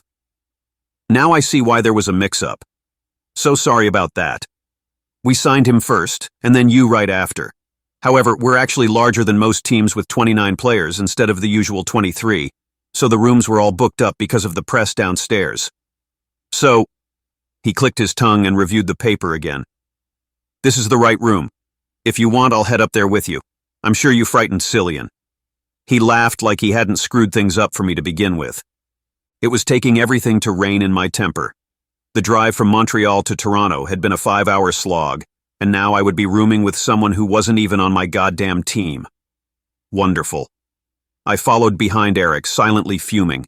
It wasn't worth it to piss this guy off and get kicked out. I'd just have to make do with the situation. After all, the players were competing to be on the team, so it didn't matter if I was rooming with them or not. However, at the same time, everyone knew how bonding with your team was important, so I'd have to make up for it during practice or whatever downtime we had. Eric wove through the long corridor back up to my room. I was sick to death of rolling around this damn trolley, and all I wanted to do was flop in my bed and sleep for the next 10 hours. Eric flashed me a grin and knocked on the door. Cillian, are you in? Open up. Why didn't he just call him? I resisted the urge to roll my eyes. Then the door was creaking open and the man was peeking through. He had taken off his large frame glasses and was looking at Eric with wide eyes. Eric, what are you doing here? Then his gaze flew to me and his mouth thinned into a hard line. So I guess it wasn't a mistake. Not in the least, jackass. I smiled ruefully. I guess you should have just let me use your phone. It would have saved us a lot of trouble. Cillian's jaw tightened. What can I say? I'm a petty man. Eric's eyes darted between the two of us. All right, well, now that it's settled, Gabriel will be rooming with you for the duration of the retreat. If you have any questions, feel free to reach out to me. Cillian opened the door and helped me get my stuff into the room. Nice, I thought, gazing around the suite. It was fairly large with 2 master bedrooms separated by 2 doors, like an apartment. There was a big table in the kitchen, a comfy gray couch, and huge windows with a view of the lake. A flat-screen TV sat on top of a fireplace, and I could smell something delicious cooking on the stove, maybe pasta. It was all so comfy and welcoming. Cillian didn't say a word, but he helped me put my stuff in my room in a way that made me think it was a silent apology for earlier. Are you hungry? I'm just about to have dinner. I can make you a plate. Sure, I said, and as if on cue, my stomach growled. Just let me freshen up a bit. Cillian nodded and then walked out of the room, the door clicking shut behind him. I sighed through my nose and flopped down on the bed. What a day. I rolled my neck, my muscles cracking with each movement, and then pulled out my phone. 7 missed calls from Philip. Damn it. I turned it off, not wanting to deal with him right now. I grabbed my toiletry bag and headed to the washroom. I hopped in the shower and moaned when the hot water pounded against my skin. The heat engulfed me, massaging my muscles and washing away the tiredness from the long drive. I hurried to get dressed, too tired and hungry to linger in the shower longer. The minute I opened the door, I saw Cillian putting a steaming plate of pasta and meatballs on the kitchen table. My mouth watered as I took a seat. Cillian fixed his plate, and I waited for him to take a seat next to me before digging in. "Thanks, man," I said, and moaned when the plump meatballs nestled in rich tomato sauce melted on my tongue. "This is delicious," I said, around a mouthful of pasta. The inviting aroma of Parmesan cheese made it even better, and the speckles of oregano enhanced the flavor. "Thank you." Cillian ate timidly, but there was a strange flush to his cheeks. "Where did you learn to cook like that?" I asked. "The Food Network." "Mm-hmm," I hummed and continued eating. We ate in silence and then he finished, putting the dishes in the dishwasher. "I can do that if you'd like." "No thanks. I got it." Cillian spoke and bent down to put the food away. My mouth twitched, watching him. Despite the fact that he had an amazing ass, when he turned to look at me, I found his face wasn't that attractive, which was too bad. I wouldn't have minded some ass while I was here. Exhaustion nipped at my heels and the food was making me feel drowsy. "I guess I'll call it a night," I said to him and pushed out of my chair. "Night," Cillian said softly, and I headed to my room. The second my head touched my pillow, I was out like a light. I jolted awake, realizing I was late for the first practice. Rolling out of bed, I hurriedly threw on clothes, snatched my gear, and spotted a bowl of oatmeal and eggs on the counter. Thank God I'm starving. Devouring it, I raced out. After getting lost a few times, I finally reached the hockey rink. The guys were already on the ice. I sprinted to the locker rooms, hastily gearing up before joining them. I trekked over to one of the older men wearing a baseball cap. "Sorry, I'm late, sir. I overslept and—" "It's not me you have to apologize to," the man said, then pointed to Cillian, who was near the front, shouting commands at the players. "Tell Coach Cillian and see where he wants you to be." Coach Cillian. "What?" I turned to stare at the guy who'd clearly made me breakfast this morning and dinner the night before. "Coach?" Irritation pricked at me. Why the hell didn't he say so yesterday? Was it just some kind of joke to him? He probably got a good laugh out of watching me flail around like a damn loser. I clenched my teeth and skated over to him, trying to keep my anger in check. "Hey, sorry. I'm late. I overslept." The game was in full swing, and I could see Jake tearing it up on the ice. What a freaking tool. I couldn't wait to show the bastard what I was made of. We were on the same team in Montreal, but I hated the guy's guts. He was a cocky bastard, and I relished knocking him down a peg. Coach Cillian gave me a dismissive once-over. "Bench." My jaw dropped. "What?" "Bench," Coach Cillian snapped, then went back to observing the game. I stood there for several moments, not sure if I heard him right. Did he just bench me? Me? The best goddamn defenseman the Montreal Canadiens had? I snarled and took a seat. The other guys gave me a wide berth, but I couldn't give a hell. This crap storm was just getting worse. Jake scored the winning goal, and it was time to switch out. Coach Cillian gave me the signal, and I went headfirst into the game. The rink was wider than what I was used to playing on. The enhanced arena messed with my vision, LED lights throwing off my trajectory. "Watch where you're going!" a guy spat at me after we almost collided. Everything felt unbalanced and out of focus. I couldn't play straight. The puck soared, slipping past me, and the other team scored. Damn it, what was happening? Anger sparked through me and I played even harder, but the harder I played, the worse things got. I collided with another teammate, sending us both almost toppling over the net. "Johnston!" Coach Cillian roared. "Bench?" Again? In the middle of the game? My face burned with humiliation as I skated off the ice. Coach Cillian shot me a dirty look and then tapped Jake on the shoulder to swap him in. And that was the end of that. Coach Cillian didn't let me sub in for a single play. Screw my life. I sighed, letting my head flop back on the couch. It was lunchtime and most of the guys were gearing up to head to the biometric fitness training room, but I was so over it. Coach Cillian explained after practice that this was so we could run tests for our stamina and find ways we could work together to improve it. But I was so over today. It was bad enough I made a fool of myself on the ice, but it was even worse now that Jake seemed to be Coach Cillian's new pet. Screw that guy. I turned to look at all the other guys talking to him. The bastard stood a head taller than everyone, his muscles straining against his red t-shirt and his blonde hair shaved at the sides and coiffed at the top. We locked eyes, and Jake's mouth curved into a smirk. "Why don't you join us, Johnston?" "I mean, the whole game on the bench? Must be a new strategy, right? All right, enough was enough. I tried to give him the benefit of the doubt, but turns out he already maxed out his dickwad limit ages ago. I'm just keeping it warm for you, Jake, I said, smiling at him. I'm flattered, really, but don't stress, Gabriel. Make that bench proud. A few guys snickered and followed him as he walked into the fitness room. Asshole, I muttered and rolled my eyes.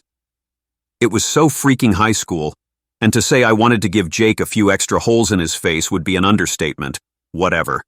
I had to get my head out of my ass and into the game if I wanted to be a part of this team. I followed them in, keeping to the back while Coach Cillian and Coach Sterling walked in. All right, partner up.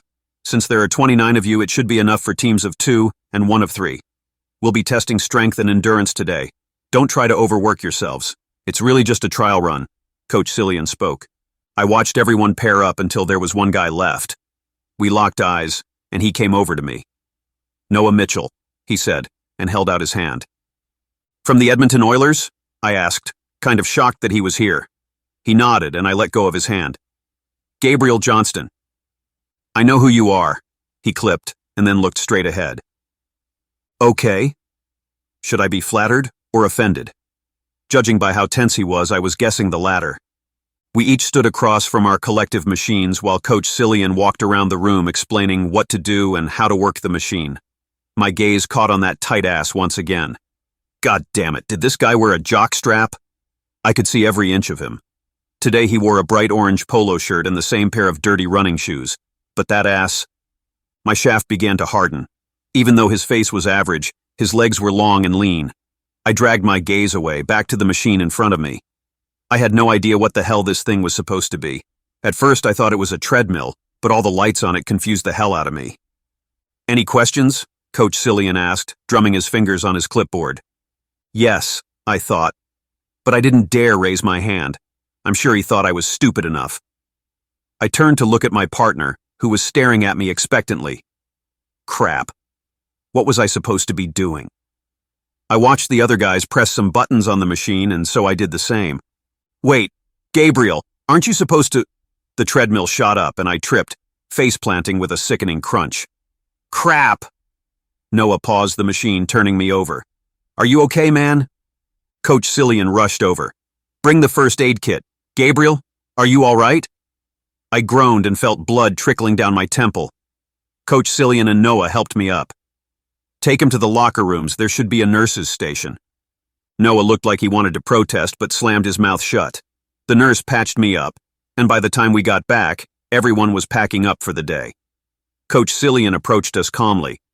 All right, since you missed today, we'll have to schedule a time for you both to catch up. Things will be moving at a fast pace going forward, and unfortunately, if you miss any more of the tests, you won't be qualified to make the team. Noah stiffened beside me, and I felt like crap about getting us both in trouble. He gave a curt nod to the coach and went back to his room. Coach Cillian regarded me for several moments. Look, I'll cut right to the chase. I don't have time for slackers on my team. If you aren't willing to take this seriously, then pack up your stuff now, and don't waste my time. These guys have put a lot of effort into planning for this elite team. I hope I'm making myself clear. Slacker. What the hell? I burned with anger.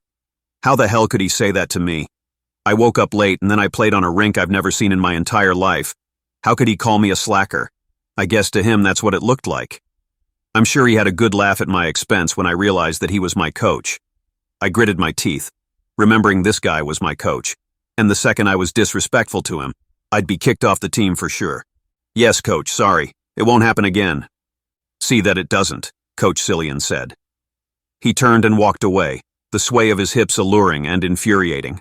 I ran a hand through my hair, feeling my frustration mounting. I had to make it on the team. There was no way I couldn't. I glared after Coach Cillian's retreating form.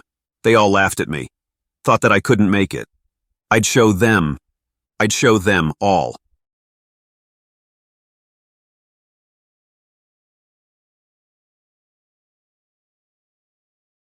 Chapter 6. Gabriel. Smoke curled around my nostrils as I stood outside on the balcony. The stars twinkled overhead, and the crisp air filled my lungs, but my hands trembled around my phone. Philip. 21 missed calls. I pinched the bridge of my nose, trying to decide how the hell I was going to deal with this. We weren't together anymore, and after everything he did, I wished he would just leave me the hell alone. We were high school sweethearts, and I thought I'd spend the rest of my life with him until he leaked our relationship to Jake, the man he knew I hated, who then spread the news everywhere. Being gay in the NHL was a freaking death sentence. The second the news broke, everyone wanted to know the details, and my PR rep told me if it wasn't true, then not to say anything, and keep going on like nothing ever happened. Philip did it as his way of forcing me to come out. My stomach roiled at the memory and Jake's cruel laughter as he told the team how much I liked to take it like a pansy. I almost killed him then. What was worse was my parents finding out. The way my dad had looked at me made me sick to my core. To them, I didn't deny it. There wasn't a point to it. My mom didn't speak for a long time and my dad ignored it entirely. They knew I was gay and probably hoped I'd grow out of it. I massaged my temples, feeling an ache at the base of my skull. Then there was Philip, crying for forgiveness, promising me that he'd change, that things would be different. He forced me out when I wasn't ready, and a part of me hated him for it. I broke things off with him just before I left for the retreat. I couldn't do it anymore. We didn't work as a couple. If Philip couldn't respect the fact that I didn't want to come out, we were better off apart. Staring at the screen, I had one finger hovered over Philip's name before I pressed the call button. He picked up on the first ring. "Gabriel, baby. I'm so sorry." "Why are you calling me?" I demanded. "Because," Philip said, "I miss you." "Philip, we're done. Stop calling me." "Just like that? We've been together 8 years and you're just going to dump me?" Philip said, his voice sounding tight. "Yeah, just like that." I hit the end button and then blocked his phone number. I was so over it. The bastard knew what he did and had the audacity to act like it wasn't his mistake. Philip was the out and proud type. He had been the entire duration of high school, while I was firmly stuck inside my closet. Philip didn't understand what it meant to play competitive sports.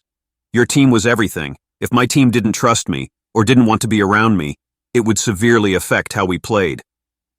Taking another drag of my cigarette, I tried not to get worked up about what happened in the past. It was over now. Today had been a nightmare. I knew they all thought I was a screw-up, and I couldn't blame them. Ever since Philip and I ended things, I'd been adrift. Nothing was making sense. I wanted to come out. I didn't want to spend the rest of my life in the closet, hiding who I truly was. My parents were huge hockey fans, and I thought if I made it to the elite team, they would finally accept me. They all would. That's why I had to make it, to prove to them that no matter what my sexuality was, I could still be great. My eyes burned with tears, but I didn't let them fall. I'd show them all. I stubbed out my cigarette and went back into the room. The suite was dark, except for the stove light, which was left on. Walking over to it, I saw that Cillian had left out some food for me. It was grilled salmon, rice, and vegetables. After what happened today, I thought that guy hated me. I shrugged and sat down to eat, relishing the burst of flavor on my taste buds. Once I finished, I put the dishes into the sink and turned off the lights, heading straight to bed. I woke with a groan, turning on my side to my blaring alarm clock. Crap. I pressed the snooze button and then forced myself to roll out of bed. I wasn't going to be late today. I hurried through my shower, not bothering to shave, and then I headed out the door. Just as I was about to leave, I saw breakfast waiting for me again. This time bacon and eggs, some fruit, and toast. Damn. I could get used to this. I ate quickly, tossing my stuff in the sink, and then ran out the door. Some of the guys were in the locker room putting their gear on, and I spotted a space near Noah. "Hey," I said as I approached him. Noah's auburn hair was pulled into a tight low bun, and he stared at me dismissively. "Look, I know I screwed up yesterday. Sorry for getting you in trouble, man," I said, holding out my hand. He rolled his toffee brown eyes and shook it. "Whatever, just don't let it happen again. I'm coming all the way from Edmonton, bro. I don't need anyone trying to screw up my chances here." "Noted, and I'm sorry, once again." "It's cool, man," Noah said. "I heard you're from Montreal Canadiens and you play defense." "Something like that," I responded. "This is the first time I've been so far away from home." "Same here, but I heard that Eric is really flexible with the team," Noah said, then leaned closer. I also heard it was inspired by his late brother, Jason. Something? Anyway, most of the proceeds go to his foundation. Really? How did he die? I asked. Gunshot wound, Noah said. I don't know the details, but that's what I heard. Anyway, you'd be wise to get on Coach Cillian's good side. I heard Eric gave him full control over the team, which was strange for someone so young. Yeah, what's his story anyway? Not sure, he's pretty tight-lipped. I haven't seen anything extraordinary yet, but they must have picked him for a reason. I mean, other than the fact that he dresses like he's in a Rocky movie. I snorted a laugh. You too? I thought I was the only one. Nah, man, I thought for sure he'd break out a crop top or something. Those jeans are tight, bro. I'm straight and even my eyes get drawn to his tight ass. Noah feigned a shiver and I laughed. But Coach Sterling and Coach Maverick watch him pretty closely. Not like they think he'll screw up, but like they are learning from the best. Really? My eyes widened. Huh, I never noticed that. Yeah, so be careful. I thought my soul would leave my body yesterday when he threatened us, Noah warned. Come on, let's get dressed so we aren't late. I swallowed hard and then got dressed. If Coach Cillian had a say in who they let go and who they didn't, then I had to be on my best behavior. We changed and headed out onto the rink where he was already waiting for us. Coach Cillian stood in the center wearing a pair of weathered skates. He wore a pair of tight dark wash jeans that hugged his waist just right and a royal blue windbreaker that was tucked into his jeans. All right, today you will be filmed playing a game. Once the game is finished, we will review the footage as a team, and we can see what needs improvement. Try to relax as much as possible. Each person will receive a number from 1 to 5 in terms of skills. If you are on the lower end, don't worry. We are here to improve. Okay, let's play. Don't screw this up, I chanted to myself, and took my position on the defense. Facing off with Jake, I let go of all my inhibitions and played the game I loved. Defense, tighten up, no gaps, Coach Cillian barked from the sidelines, and I did what I was told. We worked hard during the game, and when it was over, I was drenched in sweat. The play was different from what I was used to.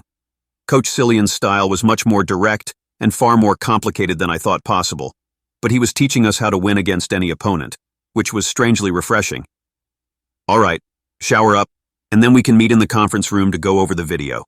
Bring your notepads. I showered, making small talk with Noah, and then headed to the conference room. Coach Cillian was at the front, fiddling with the projector while the other coaches sat near the sides. He set up the screen so that we could view ourselves, and I almost cringed at how flushed and sweaty I looked in all my gear and helmet. Damn, that wasn't pretty at all. Okay, we'll start with Ethan, Coach Cillian said, then pressed play. We scrutinized the footage, and Coach Cillian interrupted every so often, highlighting areas that needed work. Coach Sterling and Coach Maverick chimed in with their input as well. Okay, Ethan, what aspects of your play did you enjoy the most? And where do you think there's room for improvement? Ethan's face flushed at being put on the spot. I felt good about my skating speed and defensive plays. However, I think my accuracy during shots and passing could use some refining. There's room for improvement there. Does anyone else have any feedback for Ethan?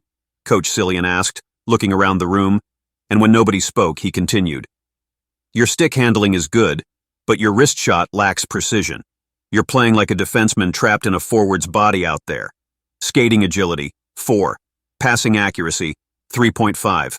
Shooting power, 3. Your overall skill level is a 3 out of 5 for now. Ethan absorbed the feedback and nodded. Okay, next up we have Jake, Coach Cillian said, pushing his glasses higher on his nose with his index finger. We watched Jake's performance, and even I had to admit, the bastard was impressive. All right, Jake, can you tell me what you liked or didn't like about your performance here? Coach asked him the same questions, and Jake had a fake, humble answer that we all knew was bullcrap. I rolled my eyes and grumbled under my breath. Jake, your puck control and offensive moves were top-notch. You were a force on the forecheck, creating opportunities. Your slapshot accuracy was impressive. Skating speed, 4.5. Defensive awareness, 4.5. Offensive contribution, a solid 4. Overall, I'd rate you a 4 out of 5.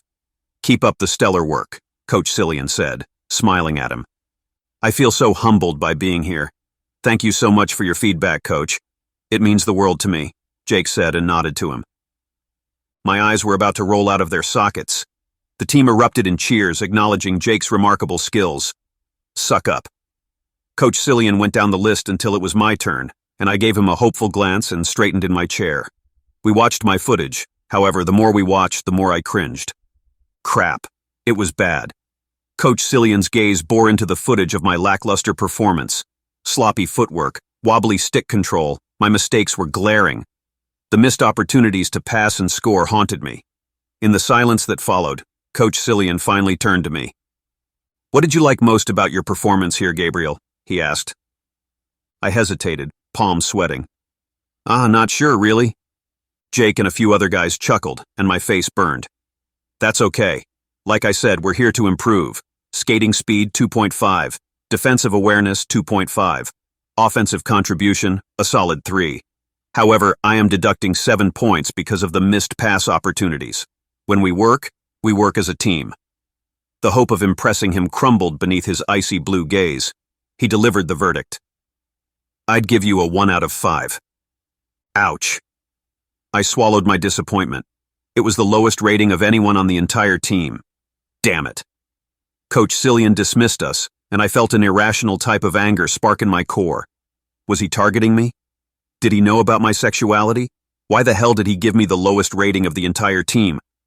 My hands curled into a fist and I walked out, only to see Jake and a few guys hanging out in the corridor. "Hey, did you hear they're making a new category just for you in the rating system? It's called On a Scale of 1 to Gabriel," Jake snickered. "I'd like to see things from your point of view, but I can't seem to get my head that far up my ass," I snarled. "Yeah, well, we all know how much you love ass, Gabriel," I smirked. "Too bad I wouldn't touch yours with a 10-foot pole." "I doubt it. A pansy ass like you can't wait to be with someone like me." I laughed, but rage sparked in my core. "Why don't you come over here and find out? Santa's lap isn't the only place wishes come true." A few guys chuckled behind me as I walked away, leaving Jake sputtering his response. The freaking asshole. I was so done with him. I stormed into my room and slammed the door shut. A 1 out of 5.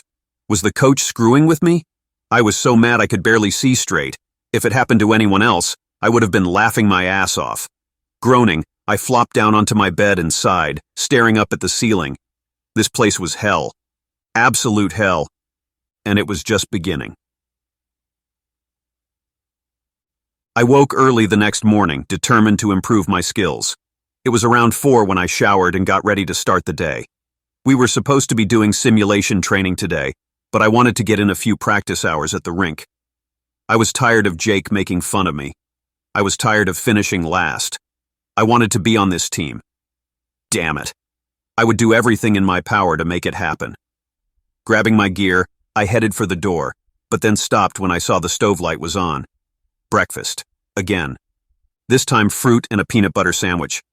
I turned to look at Coach Cillian's door and saw that it was still shut. When did he wake up to do this?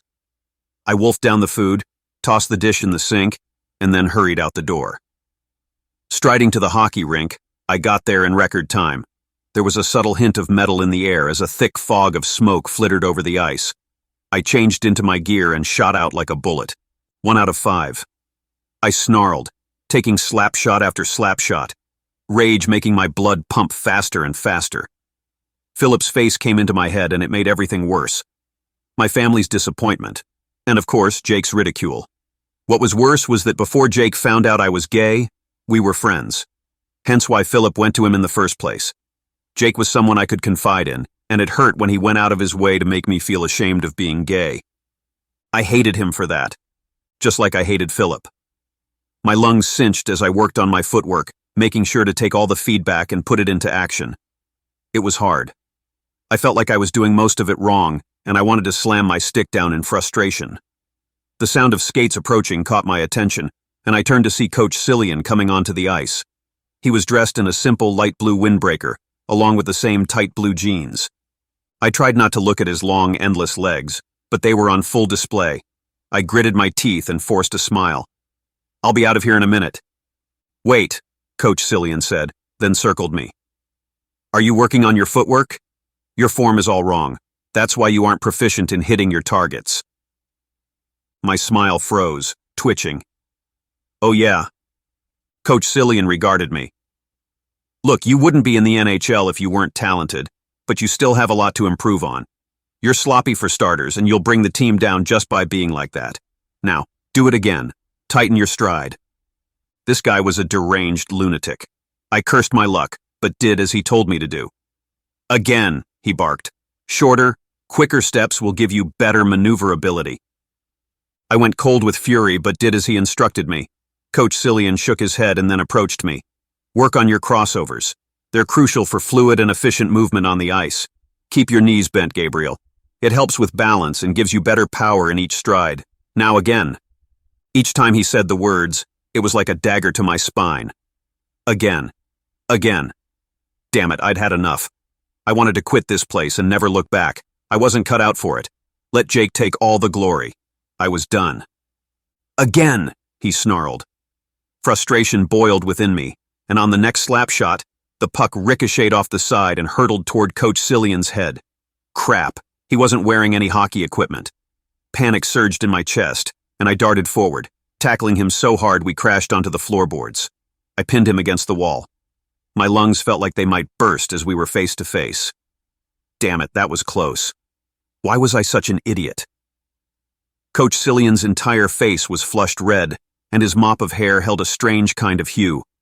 Akin to caramel caught in the light, it radiated a subtle golden glow. His pink lips parted, puffs of white clouds seeping through. Up close, his eyes were a stunning pale blue, and his bow lips were full and ample. Not at all average like I'd initially thought. My gaze flickered to his mouth, and I could smell the coffee he drank earlier from his lips. Tasted on his breath. It wouldn't take much to close the distance between us and kiss him. Fast and dirty. Grab 2 handfuls of that firm ass and knead the flesh there. Damn it! Cillian's eyes flashed with something akin to desire. He wanted it too. The sound of voices caught my ear, and we jerked apart, both of us panting hard. What the hell was that?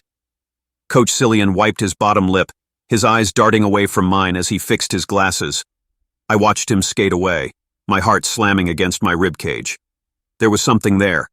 A strange spark, sizzling low and deep in my spine. The touch of a thunderbolt.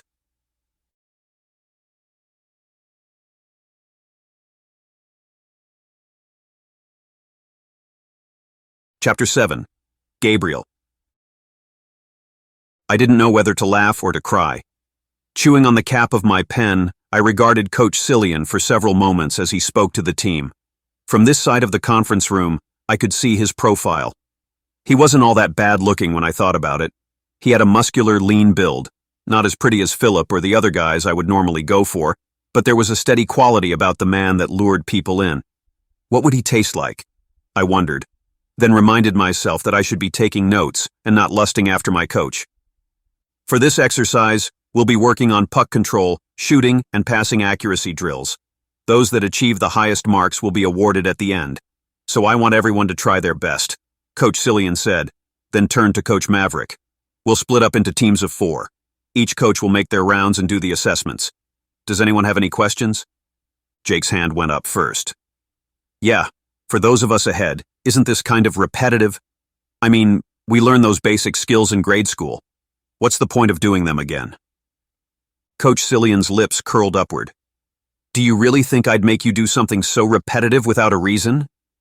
Jake balked at that, and a few guys around him snickered. No. I was just saying. Coach Cillian waved his hand. This won't be done on the rink. When all of you are ready, follow me. I stood, trailing after the other guys, curious as to where he was going. We all walked down the hall to another large room, and my eyes widened as we walked through the door. The training pods stood in a sleek circular arrangement, each resembling a high-tech cocoon. Shimmering holographic displays adorned the walls, casting an ethereal glow across the space. What the hell was this place? My heart beat with excitement, and I knew this would make any tech major drool. It was like a live-action hockey video game. Coach Cillian gestured toward the pods. Welcome to the future of hockey training team. These training pods will revolutionize the way you hone your skills. Once you're in, the virtual reality will transport you to different hockey scenarios. You'll feel like you're on the ice, reacting to plays, and making split-second decisions. It's about enhancing your muscle memory, and strategic thinking in a whole new way. Once you're finished, the system will grade your performance. Since there are so few pods, we have to use them one at a time. Coach Sterling, Luther, and Maverick will assist if there are any issues. The simulations are as real as it gets. Use your stick, make those moves, and let the virtual ice sharpen your skills. Any questions? Don't we at least get a trial run before you start grading us? Jake asked. Why? This is just repetitive to you, isn't it, Jake? Since you learned it in grade school, it should be a piece of cake, Coach Cillian quipped, and several of the guys laughed. All right, any more questions? The guys shook their heads. Coach Cillian gave the signal to begin, and we started forming groups of 4. I ended up with Noah and introduced myself to Ethan and Zach, who seemed like fairly nice guys. Coach Cillian came to our group first. He pushed his glasses higher up on his nose. Okay, Zach, you can go first. Take your time. You can do a trial run and get to know the mechanics of the pods, but things will happen quickly once you get inside. Zach nodded and stepped inside the pod. The door enclosed around him, and we looked at the screen mounted on the wall near the back. At first, Zach looked confused as he put on the digital sunglasses, but then his hands formed into a makeshift stick, and it was almost like he was on the ice. The first few tries were awkward, but he managed to get a nice rhythm down. The pod closed around him, and the digital world unfolded, bringing the hockey arena to life in vivid detail. This was so freaking cool. I turned to tell Noah when I caught Cillian's eye and noticed he'd been staring at me. Huh. A flush crept over his cheeks and he looked away. Was Coach Cillian gay? No way. However, the more I thought about it, the more I realized that he might be. Zach finished with a high score of 8 out of 10. We cheered and gave him a high five the moment he stepped out. Damn it, that was amazing. Zach laughed, his green eyes crinkling at the sides. I wouldn't mind going again. Next time, Coach Cillian said. I'd like you guys to use every chance you get to practice whenever you can. Noah, you're up next. Thanks, Coach, Noah said. Then he shoved my arm and walked inside the pod. We watched him on the screen for several moments, and he achieved an even higher score of 9 out of 10. Coach Cillian grinned when he stepped out of the pod. Good work, Noah. He beamed. Noah laughed. Yeah, crap. That was pretty amazing.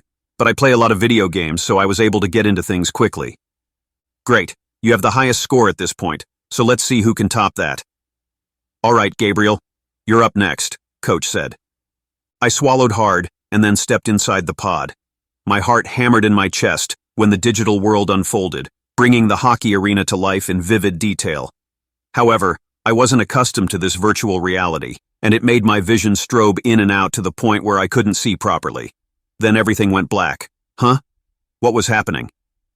The system booted up, scaring the living daylights out of me, and a timer appeared on the screen. Wait, aren't I supposed to be given more time? The countdown on the screen began, and then a puck came flying at me. It looked so real that I instinctively dodged it. Missed point, the virtual mechanic said. Crap. I straightened and tried to form my hands into a stick, and the digital puck came at me again. This time, I swung too fast and missed. Missed point, the virtual voice repeated. One more mistake, and I'd fail. Crap. Crap. Okay. Focus. Try to focus. The puck came soaring at me, and my heart lurched. I shrunk out of the way, missing it entirely. Player failed, flashed in dark red letters. What a dickwad. It's okay, Gabriel. Coach Cillian's voice came over the intercom. Try it again. Don't focus so much on the score, okay? Just try your best. Try my best? How could I do that when I was literally failing at everything? They'd kick me out in no time. My palms began to sweat, and I knew I had to get this right. We learned this in grade school, and if I failed, I'd be the laughingstock of all the team. Straightening my spine, I prepared myself for the next round. I couldn't fail this time. I wouldn't. The screen lit up again, but this round was different. The digital world was like an ice rink, and I was in the arena, but we were doing slap shots. Pucks were lined up row by row, and I had to hit them and score. Okay, this shouldn't be too hard. However, when I got into position, the scenery changed, and players were trying to intercept me. What the freaking hell? I couldn't catch a break. The lights were blaring, and players were coming out of nowhere, trying to get the puck from me. Missed shot, the virtual system said. I snarled, almost breathless with rage. What the freaking hell was this bullcrap test? Why wasn't I getting it? I swung hard, and it bounced off the net. Missed shot, the system said. Damn it, I wanted to beat this machine to death. The timer was ticking down, and I had one shot left, or else I would fail this one too. Several animated players came forward, and I tried my best to maneuver around them, but there were too many, and when I finally lined up the shot, the timer ran out. Player failed! Fury surged through me, and I stormed out of the pods. Gabriel, hold on a second. Noah called after me, but I kept moving. I was so freaking mad I wanted to break everything I could get my hands on. Blood roared in my ears as I strode towards my suite, heading to my room to pack my crap and get the hell out of there. I wasn't cut out for this place. No matter what the test was, I failed, even though I tried my best. I wrenched open the door and grabbed my duffel bag, tossing what I could on the bed, my anger pulsing through me. I wasn't cut out to be an elite player. Let Jake have the freaking glory. I was done. The door clicked shut, and I heard footsteps come into the room before stopping at my bed. I didn't say a freaking word. I just kept packing up my crap. I'd be gone by tomorrow morning. Back to Montreal where things made sense. I didn't make it. Coach Cillian's voice pierced through my thoughts.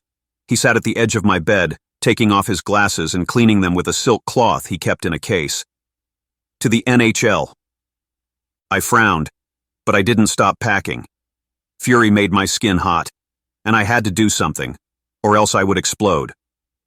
They said, Cillian continued, that I didn't have enough skills, and so I turned to coaching students. I remained silent, not sure where he was going with this story. You have real talent, Gabriel. I've seen you on the ice. Your problem is that you're too bullheaded. But if you stay, I can teach you how to use that to your advantage. It's your choice, but I believe you were put here for a reason. Don't squander it. Then he stood up and left the room. It was all the bastard said, but each word felt like tiny needles pricking my skin. Don't squander it. How many guys tried out for this team? How many actually got in? I knew I was one of the lucky ones, and yet I wanted so badly to succeed. Slumping down on my bed, I sighed and massaged the knot of tension in my neck. What the hell am I gonna do? Coach was right. I had the opportunity now. I couldn't care what the other guys thought of me. I had to just keep going. So what if I failed? A lot of guys failed. I wasn't here for Jake, or anyone else. I was here to prove that being gay didn't mean I couldn't succeed. I could become a role model for the other guys afraid of coming out in the future. How could I allow a few setbacks to deter that? I took 30 minutes to calm down before heading back to the training room. Coach Cillian was standing in the middle of the room, talking about what we were going to do next, but stopped when I walked in. Noah patted me on the back, but I found myself staring into Cillian's pale blue eyes. It struck me then that Cillian believed in me. He thought I could succeed. A strange warmth blossomed in my chest as he nodded once, and then went back to what he was saying. Don't squander it. This was the opportunity of a lifetime. It was time I started treating it like that. I woke up every day at 4 a.m. to start training. I went to the biometric training room. I went to the smart rink, but after 3 days my results were minimal. I was still making the same careless mistakes and things were getting worse. During practice I was dead tired because I was getting up early, so my performance slipped. The other guys had noticed too. It was so bad that Noah barely spoke to me, afraid of catching my bad luck. I was dragging the team down, and even Coach Cillian was shooting me worried looks every so often. Tonight, fatigue clung to me like a second skin during our scrimmage. Despite my best efforts, I struggled to keep pace with the team. Jake, off on the defensive side, glided down the ice like a silver bullet. I despised that guy. He zipped past me, delivering a shoulder check that sent me sprawling into the floorboards. Jake laughed. Why don't you save yourself the trouble and quit, Gabriel? The only way you're going to the game is if you buy a ticket. Keep talking. Someday you might actually say something intelligent, I snapped back. Jake's laughter intensified. You really don't get it, do you? Jake paused, realizing all eyes were on us. This isn't just a test for individuals, it's for the whole team. You dragging us down makes it seem like skilled players don't work well together. When are you going to wake up, or is your head so far up your own ass you can't see that? He barked, and then flew off, just as Coach Cillian blew his whistle. That stung. Surrounded by silent stares from the team, shame crawled over my skin. Jake was right. I was dragging the entire team down. As much as I hated to admit it, they were evaluating how we worked as a unit. I let everyone down just by being here. "Run it again," Coach Cillian called. "Gabriel, bench." My shoulders slumped, and I skated back to the sitting area. Coach Luther shot me a strange look, but I ignored it and sat down, taking off my helmet. They wanted me gone. That much was clear, and if I kept messing up this badly, I'd be gone within the first week. How embarrassing. A strange desperation clawed at my chest. I can't go back. Not to Montreal and my father's disapproving gaze with my tail between my legs. I had to stay, no matter what. But how? A lump formed in my throat as I racked my brain on what to do next. "Good work, Noah," Coach Cillian applauded, and I stared at his back for several moments. Wide shoulders, narrow waist. Although his appearance was average, he wasn't ugly by any means. And gay. A thought slithered inside my brain, and I watched him until practice ended. I entered the suite to the intoxicating aroma of shredded beef, grilled mushrooms, pesto, and wild rice. The savory blend wafted through the air, immediately capturing my attention. The rich scent of slow-cooked beef mingled with the earthiness of mushrooms, creating a symphony of flavors. My stomach rumbled in anticipation. Cillian was at the stove, wearing a black apron I've never seen before with the Food Network playing in the background. A small round fur ball was curled up on the couch, lazily swinging its tail. "You have a cat?" I said as the door clicked shut behind me. "You just noticed?" Cillian asked, brow raised. He'd probably always had a cat. I was just a dumbass. My face heated and I cleared my throat, dropping my gear near the door. "Yeah, sorry. I love cats." "What's his name?" I said, walking over to pet the little guy. He crawled into my lap, but something about him seemed kind of brittle. "McMuffin," Cillian replied, then began dishing out plates. "He seems kind of off," I said, stroking his ear. "Usually cats run around. Is he sick?" "Just old," Cillian said. "Come and eat. You can play with him later." I stood and McMuffin got off my lap and curled up in his little bed near the fireplace. I went to the sink and washed my hands, noticing how much food Cillian made. It was enough to last a few days. "I won't be here on the weekend, so I thought I'd make enough for you to eat." "Oh? Really? Thanks," I said, my mood brightening. Cillian scratched his cheek and nodded. "Besides, I've never seen you eat at the restaurant or cafeteria with the other guys, so I figured you enjoyed my cooking." "They have a restaurant here?" I gasped, and Cillian looked at me like I was crazy. Of course they did. It was a resort. I chuckled at my stupid question, wishing I could take it back. "Here, let me help." I served the food and Cillian sat down watching me. His cooking was a delicious blend of savory meats and vegetables. It was so good that I didn't even care if there was a restaurant here. I didn't want to eat anywhere else. We ate in silence for several moments, and I wondered what his story was. He told me he didn't get into the NHL, but how did he become a coach here? I didn't want to probe him too much, so I kept quiet, but eating with him felt nice. The guys on the team didn't like me very much. Even Noah had started to keep his distance despite our initial conversation. Jake was a typical homophobic jackass, but what he said today made sense. The bottom line was, I needed help, and practicing on my own wasn't making me any better. Cillian finished his food and stood up, going towards the sink and rinsing some of the dishes before putting them in the dishwasher. My pulse quickened when I took in his strong form. Cillian's tight ass was on full display, and a rush of desire came over me. He's going to kick me out if I can't improve. How can I stop him from doing that? I had to act. It didn't escape my notice how his eyes lingered on me, or the blush that crept up his neck whenever I caught him staring. He wanted me, which I could use to my advantage. He wouldn't be quick to kick me out if I gave him the best screw of his life. I stood and rounded the island table, my heart pounding hard. Worst case scenario, I'd get punched in the face or kicked out, but what did that matter anyway? I needed to stay. Placing my hands on the countertops, I caged him in. Cillian stilled. His firm back was pressed against my pecs, and I loomed over him. Coach Cillian wasn't short by any means, but few people could match my 6'4" height. "What are you doing?" he whispered, but his skin erupted in goosebumps. I leaned down, pressing my nose against his ear, inhaling his clean soap scent. A flush spread across his cheeks, and I could see him shiver. "Look," I spoke. The word rumbled in my chest. "I need your help. You're the only one who can help me stay. I need you." Cillian's breath caught, and he turned his head slightly so that his hair brushed against my nostrils. The wispy brown strands smelled divine. A citrus burst of notes of lemon, lime, and orange. Damn it. I pressed in harder, rolling my hips against that tight, firm ass. "Stop," he said weakly, but we both knew I wouldn't. Turning him around, I watched his cheek jump as he stared up at me. Those pale blue eyes were like a vast ocean, and it took me a minute to realize that his cheeks were chiseled with two sharp dimples. Cillian wet his dry lips, staring up at me. "We can't. It's against the rules." I snorted, leaning down. We both know I don't follow the rules. I pressed my lips against his, and a spark jolted down my spine. Cillian gasped, his lips soft and pillowy, and I took advantage of his helpless cry to take his bow lips and lightly suck on them. Our noses touched. I could feel the harsh suck and pull of each breath as I used my bulk to crowd him further into the counter. Cillian whimpered, and I deepened the kiss, slipping my tongue between his lips and claiming his mouth.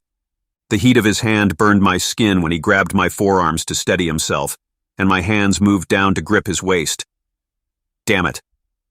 I licked the seam of his mouth, tasting him, swirling my tongue in his moist cavern, enjoying every inch.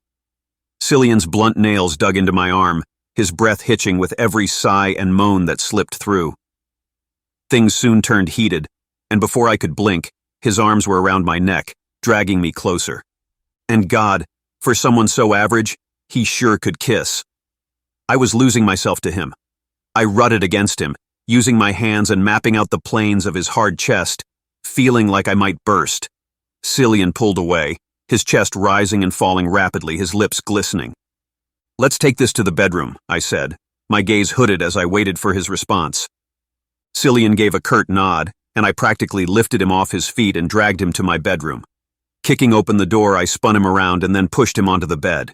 Cillian bounced on the mattress, and then I covered his body with mine, pressing him down and kissing him harder. I was working his shirt off when he grabbed my wrist and pulled away. He swallowed. "I'm a top." "Wait, what?" I stared at him incredulously, and Cillian's flush deepened. "A top? What the hell?" Well, there was no freaking way I was going to bottom. "Is that a deal breaker?" Cillian asked. We stared at each other for several moments and then looked away. Cillian got up, and I ran a hand through my hair, realizing how much of a mistake this really was. A top? Freaking hell. Cillian didn't speak, and neither did I. Then after a few minutes he got up and left, closing the door behind him. "Is it a deal breaker?" "You're goddamn right it is," I snarled, then grabbed my toiletries for a nice, blistering cold shower.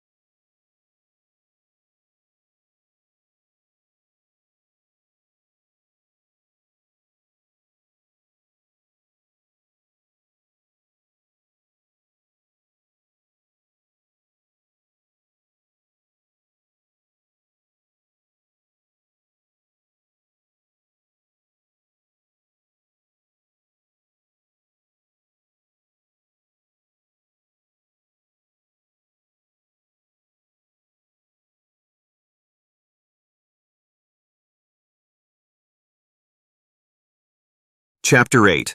Gabriel. God hated me. Yup, that must be it. Why else would he allow me to nearly screw a man with a gorgeous ass and then blow it all to smithereens? A top. I didn't know whether to laugh or cry. God damn it. I ran a hand through my thick brown hair and sighed. It was the weekend, which meant I had diddly squat to do besides get off thinking about Cillian or wandering the halls of the retreat alone. A few of the guys had gone down to the local bar, but I knew my presence wouldn't be welcomed, so I didn't bother. Cillian said he would be back on Sunday, and that whatever I needed was in the kitchen before he left, wearing those tight-ass freaking jeans. I groaned, flopping onto my bed. What a mess. Why did I come on to him to begin with? Was I so desperate to stay I would jeopardize my career and his? Even though we were both consenting adults, a relationship between a coach and a player was still pretty taboo. I didn't want anyone to think he preyed on me when it was the other way around. A call came through on my phone with an unknown number, and without thinking, I picked it up. Hello? I'm outside. Philip. God damn it. Closing my eyes, I counted backward from 10, trying to calm my nerves. What the hell do you mean you're outside? I'm outside. Come out.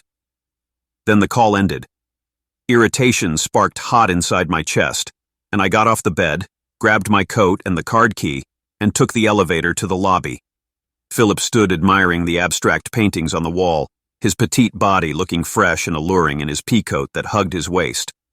From far away, anyone could tell that he was very attractive, with light blonde hair and dark brown, smoky eyes. The first time we screwed, I thought I'd gone to heaven. Philip was an out and proud model in Montreal. He had a large social media following, and was due to star in a few upcoming films in LA by the end of the year. If things hadn't gotten so bad between us, I'd probably have gone with him. What the hell are you doing here? I gritted out. Philip turned to look up at me, his lashes wet and his eyes watering. This expression looked more like a weeping kitten, and it would make anyone's heart soften into mush, but I knew this kitten was more like a damn leopard. Can we talk? Please? I have nothing to say. Please, he begged. I drove 5 hours just to see you. I clenched my jaw, and I nodded. There was no way I was leading him back to my suite, so we walked into the restaurant nearby inside the resort. I can't believe I passed this place probably a dozen times. Whatever. Taking a seat in the corner, I shrugged off my jacket and ordered a shot of whiskey. Philip ordered a glass of wine and we sat facing each other. By the time I finish my drink, you should be gone. Or else what? Philip demanded. Are you going to throw me out for trying to see you? Or you are just afraid everyone will know your dirty little secret, Gabriel? Even if they do, it's not your secret to tell. It is, if you're sleeping with me, Philip reasoned. You know, I waited 8 years for you and you won't even give me the time of day. I didn't know Jake was a homophobic asshole. If I did, I wouldn't have said anything to him. It doesn't matter. I'm over it.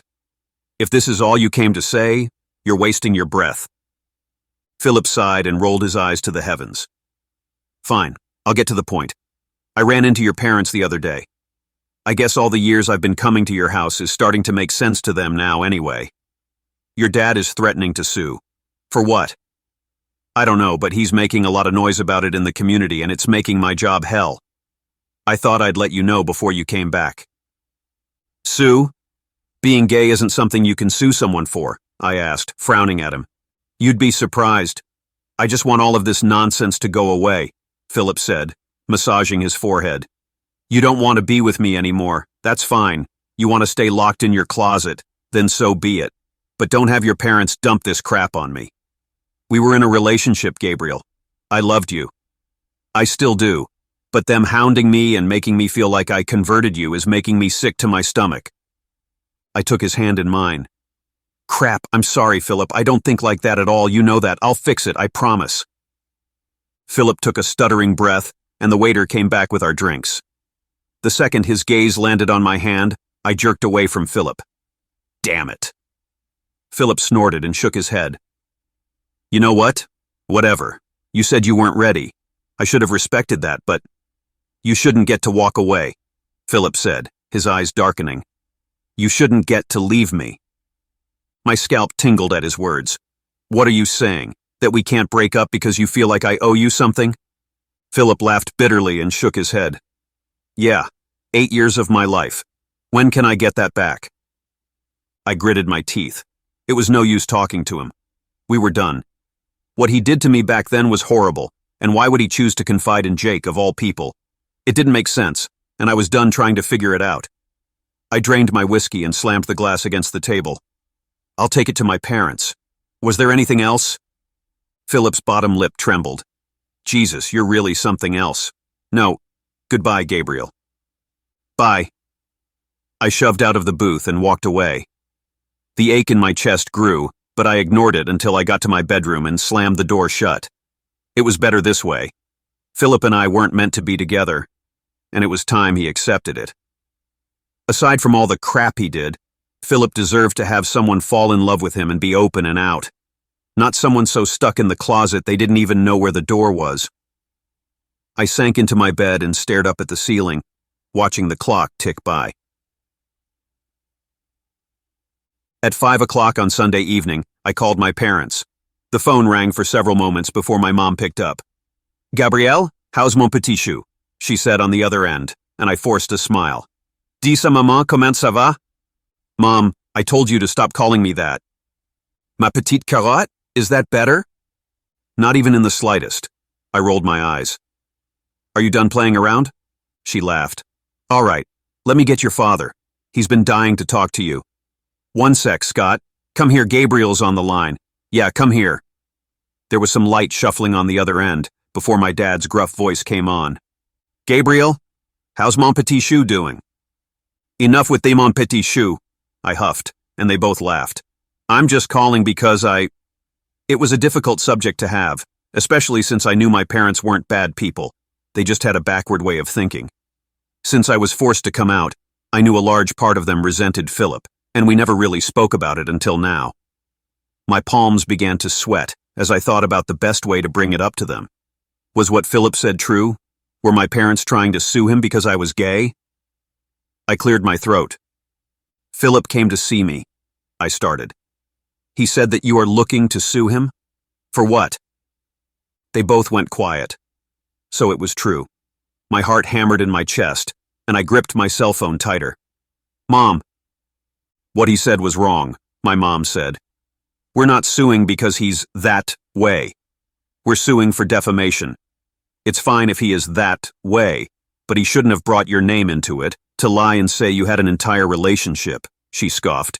You're a big star, baby. I told you not to get wrapped up in those types of things. Lisa from Bible study said we should sue, and that's what we're going to do. I don't want you to worry about a thing at your elite hockey training. The whole town is rooting for you, baby. That's right, my dad chimed in.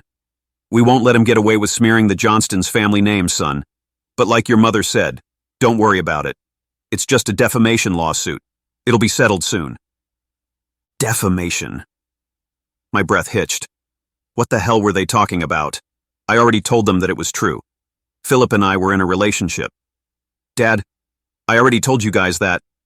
You were seduced. We understand. We've all been tempted, mon petit chou. But you're a big celebrity now. Everyone is going to try and say they slept with you. Don't take it to heart. That boy is just looking for his 5 minutes of fame. I gripped the phone until my knuckles were white. They couldn't go through with this. It would ruin Philip's career, and on top of all of that, it was true. Philip and I were in a relationship for 8 years. My parents would lose, and what would happen when they had to pay back all the legal fees? It struck me then how far they were willing to go to deny my sexuality. Taking a deep breath, I decided to just bite the bullet. Mom, Dad, I am gay.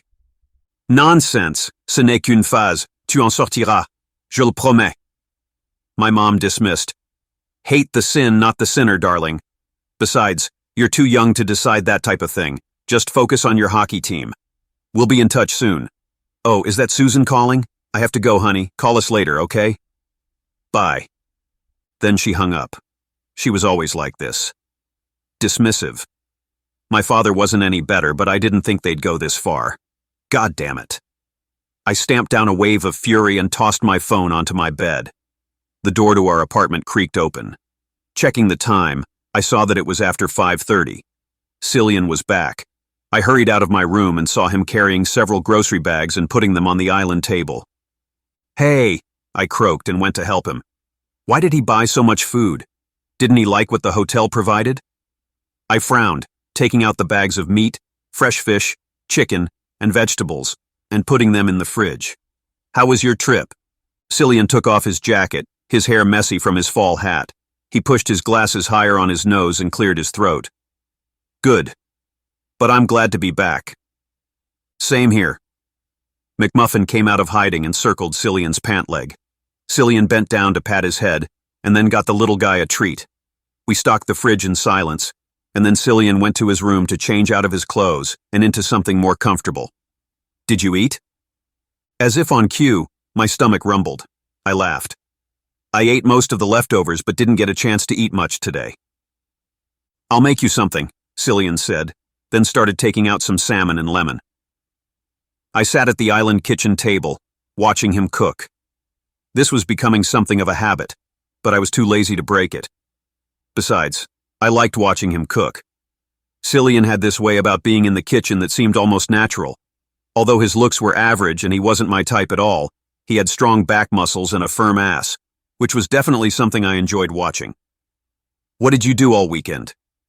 "Got into a fight with my ex, tried to come out to my parents, hid in my room." I stared down at the table. God, I was pathetic.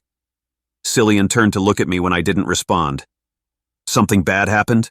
he probed. His pale blue eyes were so soft and I felt something crack inside my chest. "My parents won't accept me." His brow furrowed. "I mean, accept the fact that I'm gay," I clarified. "Oh." Cillian went to the stove and turned it on. "What did they say?" "Nothing. They don't usually say anything. They just pretend that it doesn't exist. That I'm not gay, or it's just a phase. It's worse because now they want to sue my ex-boyfriend for defamation." Cillian washed the salmon and then some rice, putting it on the stove when he was finished. "How can they do that? You guys were in a relationship." "Exactly. They think Philip, my ex, is just looking for his 15 minutes of fame, but it's bullcrap. They're doing it to teach me a lesson. They don't even have a case against him, and I don't know who the hell is filling their heads with this nonsense." "You'd be surprised," Cillian responded, facing me. "People believe what they want to believe. You may just have to make it clear to them." "But how?" Cillian snorted a laugh. "Tell people they can't sue. If they have close friends or family, tell them. Right now it's Philip's word against theirs, but if everyone knows you're gay, they might just give up." It was a good idea, except for the fact that I wasn't ready to come out yet. Things were different now that I was in the NHL. I had to let my PR rep know, and there were a bunch of things that needed to take place first in case I was harassed by my teammates. Unfortunately for me, I couldn't just come out. However, what Cillian said was right. I could take it slow, tell people who were close to me, and start there. However, I had to make it on the elite team first before I did anything like that. Once I made it, then everything would come together for me, and I could come out. "That's some good advice, thank you." "Well, I'm glad I'm useful for some things," Cillian muttered, then went right back to cooking. I watched him for several minutes, wondering what type of man Cillian was. He didn't talk much to the other coaches, maybe because they were so much older than him. He seemed to keep himself apart from all the rest, not like I did because I was a freaking outcast, but for his own reasons. Was he alone, like me? Did he feel like nobody understood him like I did? The guy's looks weren't all that impressive, and most of his clothes looked like they were from secondhand stores, but there was a quality to him that I liked. He treated me well with sincerity and always made sure I was fed, which I was pretty sure wasn't at all in his job description. Did Cillian like me? The thought made a smile curl my lips. If he did, I could certainly use it to my advantage. Desperation twisted within me like a tangled labyrinth, each turn leading to a dead end of yearning and uncertainty. It struck then that I felt anxious to know what he tasted like. That kiss had sent me spiraling. Even if he was a top, maybe he could be persuaded to bottom. Well, there's only one way to find out. You know, I never expected someone so young to be one of the top coaches of the league. "How did that happen?" I said, coming over to help him wash some vegetables. Our fingers brushed, and Cillian jerked away. "A series of unfortunate events," Cillian said, then cleared his throat. "I'm just an unlucky bastard. What else can I say? Teaching an elite team for the NHL? That doesn't sound unlucky to me, I replied, dicing some carrots. Sarcasm happens to be my first language, Cillian said. You still haven't answered my question, I said, popping a carrot into my mouth. You know, I think you have a knack for that crap. Cillian went quiet. Like I said before, I couldn't play, so I decided to teach. Other than that, I'm not that interesting. You'd probably have more fun watching the Kardashians on repeat. I laughed. No thanks. I'm over the whole Chloe and Tristan drama. Some people deserve each other. The fact that you know their names is making me lose all hope for your generation, Cillian said. Aside from all of that crap, I'm glad that show came to an end. You don't like talking about yourself, do you? I asked, tilting my head at him. Cillian stilled, and then his gaze snapped to mine. Come on, don't look at me like that. I might be at the bottom of the GPA mountain, but that doesn't mean I can't read people. Cillian barked a laugh. The bottom? I don't know about that. More like inching closer to the Earth's core. Still, I'll ask again. How did you become a coach for this team? Cillian snorted. I just told you. I coach because I love it. Before this team, I was teaching at the University of Alberta. My team was the Northern Lights Nomads. No wonder you seem so familiar, I said. Those guys wouldn't stop talking about how amazing their coach was when I faced them in my junior year of university. Impressive. Cillian shrugged, then tossed some seasoning onto the salmon. I enjoy it. Then, you'll help me? I asked, flashing him my more endearing grin. Cillian rolled his eyes. Do I have a choice? We live together. If I don't, things would just get awkward. That's the spirit, Cillian laughed. Shut up and pass me the tongs. Dinner is almost ready. You can freshen up. I ran into my bathroom and washed my hands, still smiling over our conversation from earlier. Cillian agreed to help me, regardless of what had happened between us. I went back out into the kitchen and helped him set the table. Eating with him felt nice and homey. It reminded me of being with my parents. Even though Cillian wasn't really my type, I could definitely get used to being treated like this. Cillian set a steaming plate of grilled salmon topped with lemon in front of me, along with stir-fried vegetables and steamed rice. I moaned, taking a bite. So delicious. It's like I've died and gone to heaven. How old are you? 5? Cillian said, rolling his eyes. By the way, if I'm going to start training you, we start tomorrow at 4 a.m. sharp. I won't tolerate any tardiness. You got it? I nodded. Yes, sir. We need to start with the basics, meaning we'll head straight to the library. The library? I gasped, staring at him in horror. Yes, the library. Or are you so academically challenged that the mere existence of a library seems like a myth? I laughed at his biting tone. Cillian looked cute when his nose got all wrinkled like that. I knew he was taking a lot of extra time out of his day to help me, and I was grateful for it. I leaned over and quickly kissed his cheek. Cillian jolted. A blush spread all the way down his neck. Thank you. I'll pay you back in candies and insults. Just shut up and eat your salmon, or next time I'll buy it frozen and knock some sense into you with it. You wouldn't dare. I'm your favorite student. Cillian went stiff beside me, but I continued to eat, too happy to think about what I had just said. If I improved in the next few weeks, that meant I'd be able to stay. I'd prove my parents wrong and then head back to Montreal a freaking king. That'll teach them. I'd be able to come out for sure then. Only then. I'd crush them all into the dust.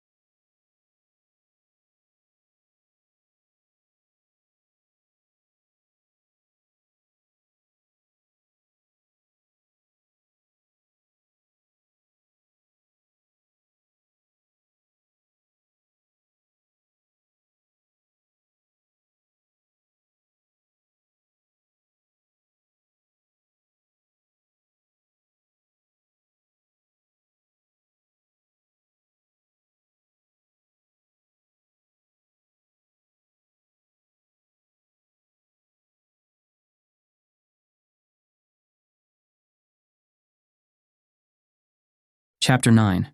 Aiden. What the hell was wrong with me? I cleaned up the kitchen watching Gabriel sit on the couch and play with McMuffin before fiddling with the remote and putting on a TV show he liked to watch. My heart sped up when he turned to me, flashing an award-winning grin. And that face. I knew Eric saw it too on the first day here, the way he faltered when he saw Gabriel. He was almost identical to Jason, and it was screwing with me in the worst way possible.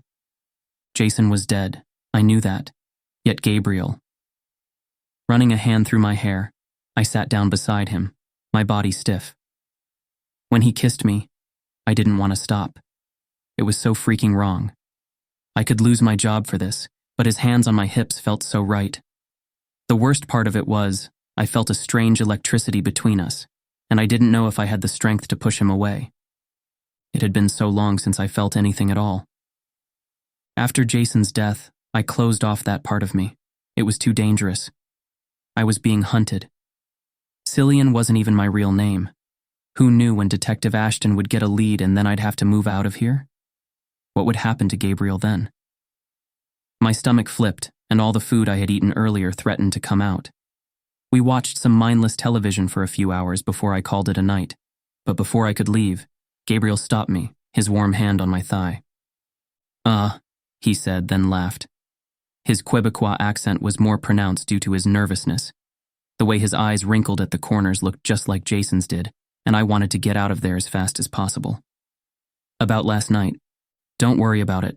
Besides, I should be the one apologizing, I said, then got up, but his hand tightened. I stared at him, puzzled, but he was already inching closer. No, I should apologize, he said. I don't care if you're a top.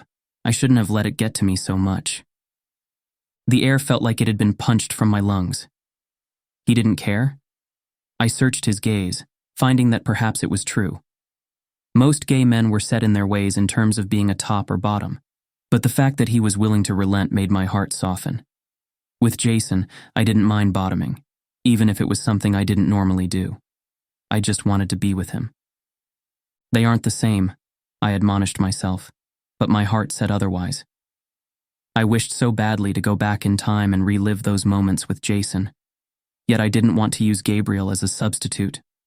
That was wrong. Staring into Gabriel's rich mahogany eyes, I found myself getting lost in his heated gaze. It would not work. There were too many variables, but when he touched me, it was like my skin was alight with brazen fire. Okay. I got up quickly and left the room, not trusting myself to be around him. Gabriel must have known I was attracted to him. Why else would I kiss him back? Why else would I help him, even though technically I shouldn't be? This was an elite team. I couldn't show favoritism. But his pitiful performance had tugged at my heartstrings. Closing my door, I slumped against the wall, my chest rising and falling rapidly. He was one of my players. What would happen if someone found out?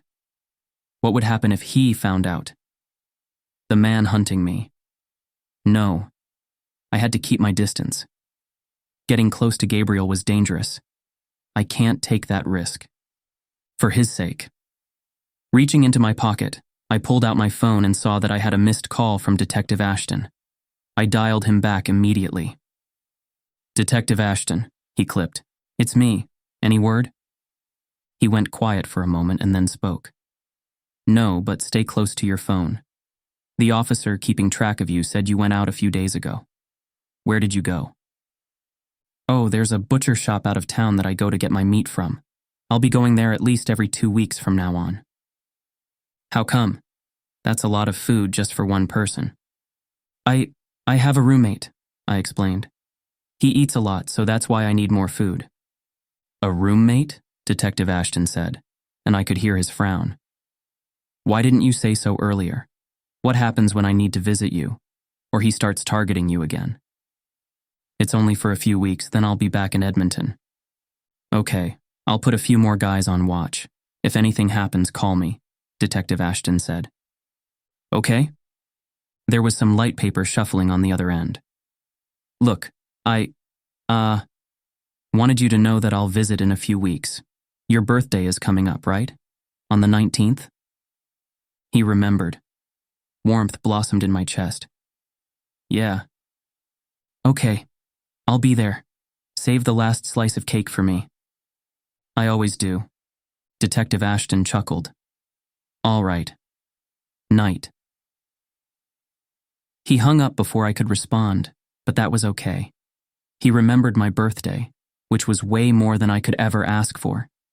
Since I was a kid, he always made it a point to be there for my birthday. Sometimes he couldn't make it, but when he did, it was the best birthday ever. I sighed and put my phone away, getting ready for bed. Tomorrow was going to be a long day. Again, I barked as I watched Gabriel's sloppy slap shots. The mist hung low over the rink, and I inhaled the crisp air, trying to temper my frustration. Gabriel missed the target again, and my annoyance flared up. He wasn't even trying at this point. Despite his talent, his technique needed refinement, and I wasn't sure if he could pull it together in the limited time we had. Damn it. Glancing at the time, I noted we had a few minutes before the rest of the team joined us. Skating over to Gabriel, I said, "Here. Flick up and then to the right. Keep your eyes on the puck. Visualize where you want it to go and pick a spot. Try to hit it." "I know," Gabriel snapped, his frustration matching mine. The LED lights on the smart rink were distracting, but he had to learn to adapt. "I can't see. Everything is blurry and I'm trying. I don't want to waste your time." "All right, take a break. The team will be here soon and we'll get more practice in. Don't put too much pressure on yourself," I advised, trying to be supportive. "Easy for you to say," Gabriel muttered as he skated off to the bench. "You aren't the worst player on the team." I sighed, feeling sympathy for him. However, this was a survival of the fittest situation. Gabriel needed to step up his game, or he'd risk getting kicked off the team. I planned to hold off on telling the others, but the final evaluation loomed, and we'd soon start phasing out players who couldn't keep up. Unfortunately, Gabriel happened to be top of that list. Coach Luther wanted him gone, and so did Coach Maverick. Jake was clearly the star player of the team, and once we dropped Gabriel, then the rest of the guys could shine as well. If I spoke against them, they might think I'm showing favoritism since we do share a suite. To be honest, I had no idea why Gabriel was doing so poorly. From what I read from his file, he was one of the best defense players on the Montreal Canadiens team. Maybe it wasn't the player, but the environment? The entire rink was pretty high-tech. Maybe Gabriel was having a hard time adjusting to the equipment we used, and he'd play better if we went back to the basics. An idea formed in my head, and I jotted a few things down before I heard the sound of skates sliding against the ice. The team joined me, and I signaled for them to start a scrimmage. Gabriel was sitting on the bench, his head hung low. "All right," I addressed the assembled team. "Today we're diving into some team-building exercises. I want everyone to pair up. We'll be doing a shooting challenge. The team with the most successful shots will earn a prize at the end." "What prize?" "I thought we were supposed to get one last time," Jake chimed in, and I nodded in acknowledgement. "You're right. My mistake. I forgot last time. However, this time, you'll actually get a prize, so stay on your A game," I replied. "Okay, let's start with the pairs. Jake and Gabriel, Noah and Chris, Ethan and Kelly." I called out the pairs, purposefully matching individuals with different skills to assess their teamwork. Once everyone was paired up, I demonstrated the exercise, explaining how different shots would earn varying points. Forming 2 long rows, I had them pass the puck back and forth before taking the shot. After a brief demo, I skated out of the way and blew my whistle. Jake sprinted ahead like a bullet, leaving Gabriel trailing behind. Frowning, I observed Jake's solo effort. He didn't pass to Gabriel once and scored. I blew the whistle, signaling a halt. "This is a team-building exercise, Jake, not hog the puck. Let's run it again." Jake snorted, shooting Gabriel a dirty look. They went for another round, and this time Jake passed the puck. However, Gabriel missed the shot, hitting somewhere off the mark. Jake cursed and shook his head. "See why I didn't pass it to him," he snarled, then skated to the back. My jaw tightened. While I acknowledged Gabriel needed improvement, I wasn't going to tolerate bullying. "Next," I barked, shifting my focus to Noah and Chris. Their execution was almost perfect, Precision, grace, and teamwork. They passed the puck seamlessly, feeding off each other before scoring. Excellent. Next. I continued down the list. Most of the team worked well together, except for Gabriel and Jake, which puzzled me for a moment until I realized that their vendetta might be personal. I whistled to have everyone wrap up and take a break. This afternoon we'd be in the fitness room, and then watching more videos of their performances. Gabriel looked even more defeated as he followed the guys out.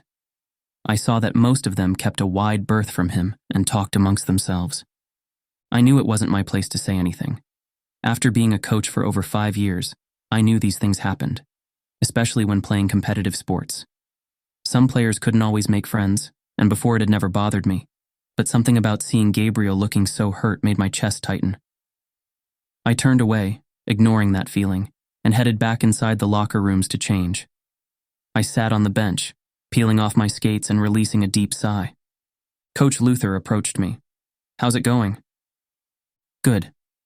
I figured we should do some video analysis later, or if you guys have any other ideas, I'm open to suggestions," I said. Coach Maverick and Coach Sterling were nearby, putting on their shoes. "No, we just wanted to let you know that I think we can all agree that the team would work better without Gabriel," Coach Luther said. "I think it's unanimous at this point." My heart jammed into my throat. They wanted him out. I schooled my expression and turned to look at the other coaches. The news shouldn't have affected me as much as it did. After all, Gabriel was by all accounts the worst player and he wasn't improving. Why the hell was I getting so worked up over it? I barely knew Gabriel. We kissed once. That shouldn't affect my judgment, but it did. I wanted Gabriel to stay. With me. I turned back to unlacing my other skate. "Okay, we can make the announcement next week, but only if we see no improvement." I also happen to agree. Let's get him out. The coaches nodded and went back to changing. I put on my running shoes and hurried off to the bathroom to wash up, and then I was out the door for the next meeting. I only had 1 week to turn Gabriel from the worst player we've ever had into the best. "Why the hell are we here at the ass crack of dawn?" Gabriel complained as he followed me toward the makeshift outdoor hockey rink. The outdoor setup was bathed in harsh lights, illuminating the entire area. I had to pull some strings and bribe a few people to let us use it before the rink officially opened, but I knew it was precisely what Gabriel needed. "Quit complaining and get on the ice," I said, tossing my duffel bag onto the bench area. The scent of fresh air filled my nostrils, and a brisk wind nipped at my cheeks. Gabriel skated around for a few moments, getting a feel for the surroundings, and I could tell he was getting into the zone. Slap shots, 15, win, and you get a prize. Gabriel snorted. "You're always talking about prizes, but we never actually get anything. I'm starting to think you're lying." "Well, your prize is not getting kicked off the team," I smirked, and Gabriel grumbled. "Now, line up." Gabriel got into position, but this time things were different. He sped down the ice, his skates slicing through like a scalpel. He took the shot hard and fast, hitting dead center in the goal. Just as I expected.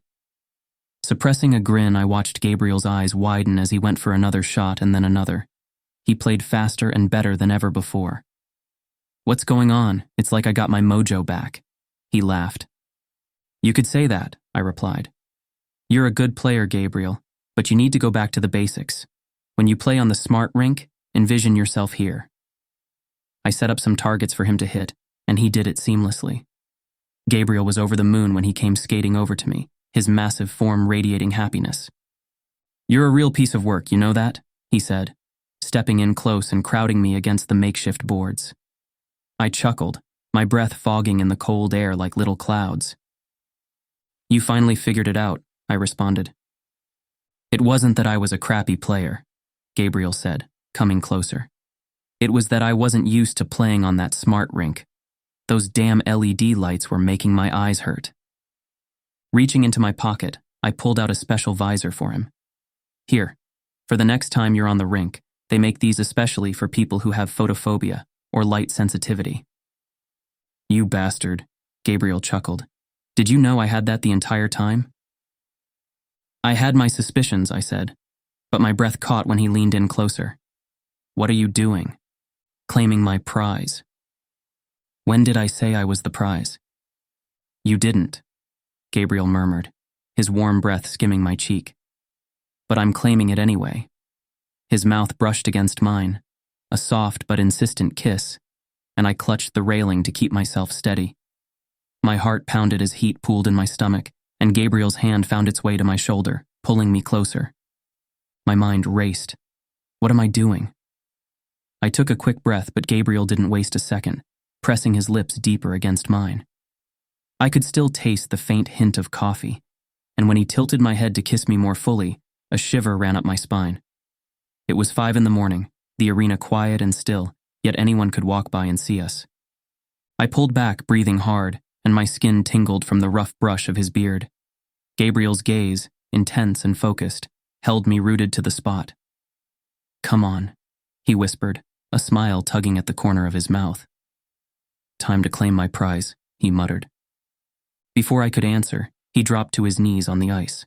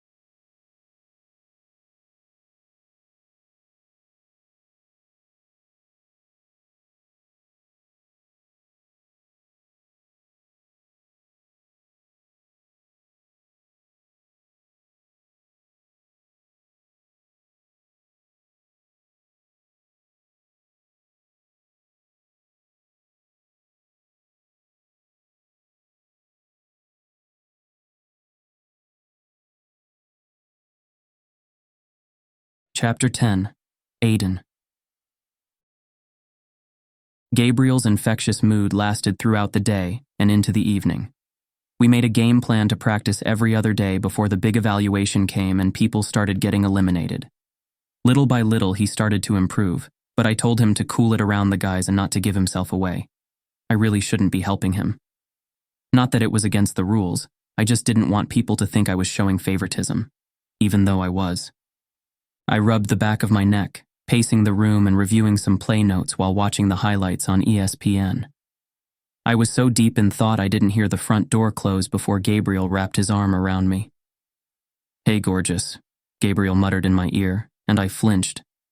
Gorgeous! I turned to stare at him incredulously and he laughed. The sound vibrated through my body and licked down my spine. What? You are gorgeous! Debatable, I said.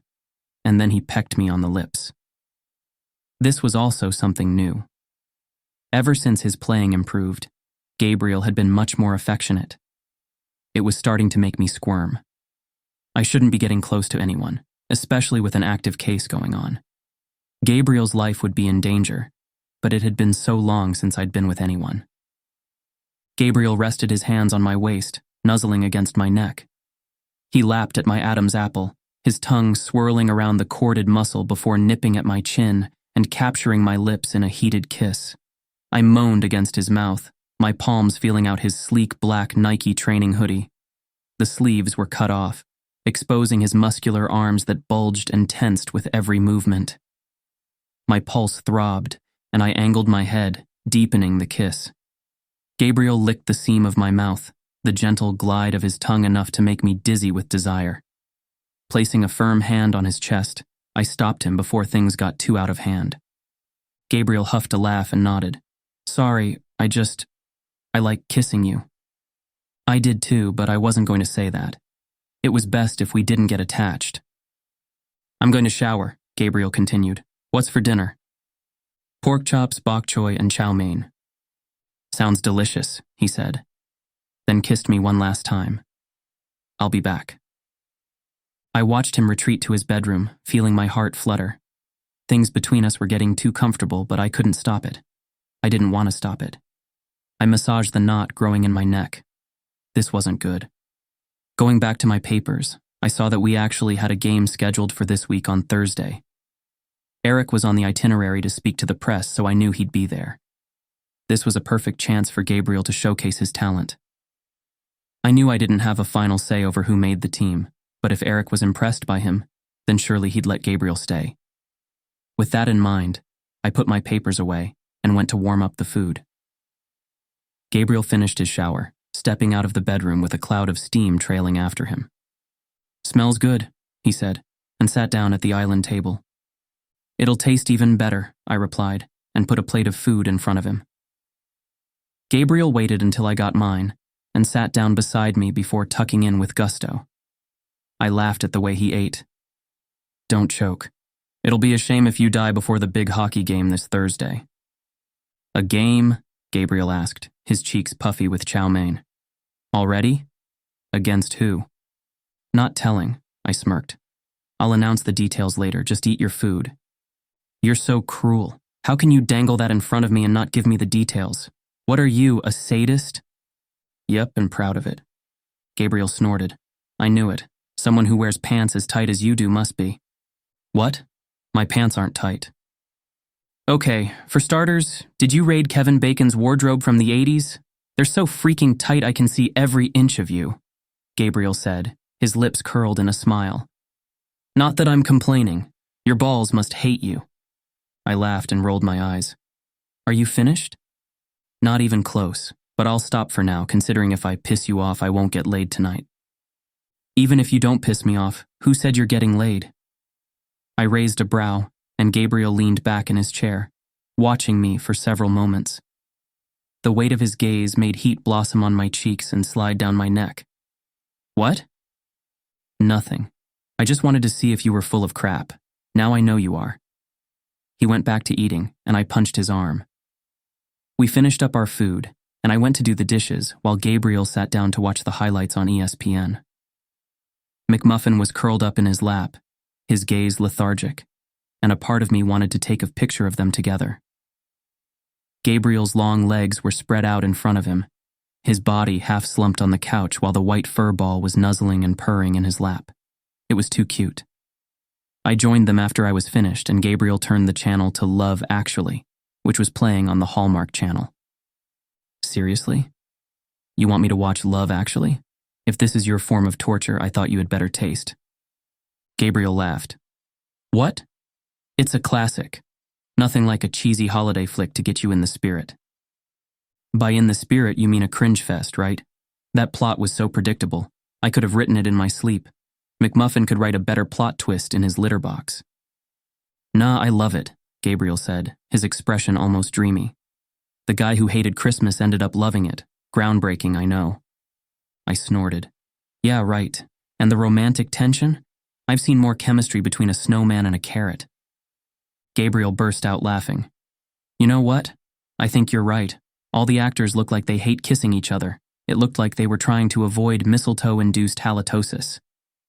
I chuckled at that. "Turn this crap off. It'll give McMuffin nightmares." "Ah, come on. We haven't even got to the good part.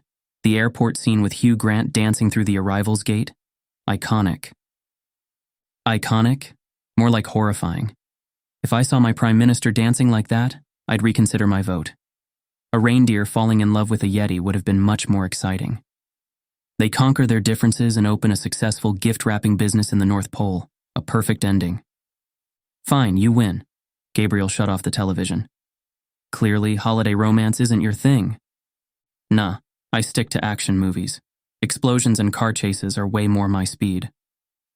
Gabriel sat beside me with a slightly dejected expression on his face.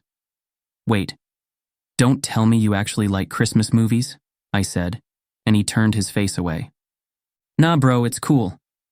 Gabriel didn't look at me, and I frowned. Had I read the situation wrong? It was hard to imagine someone like Gabriel watching Christmas movies and genuinely enjoying them, but then again, why would he put it on if he didn't like it?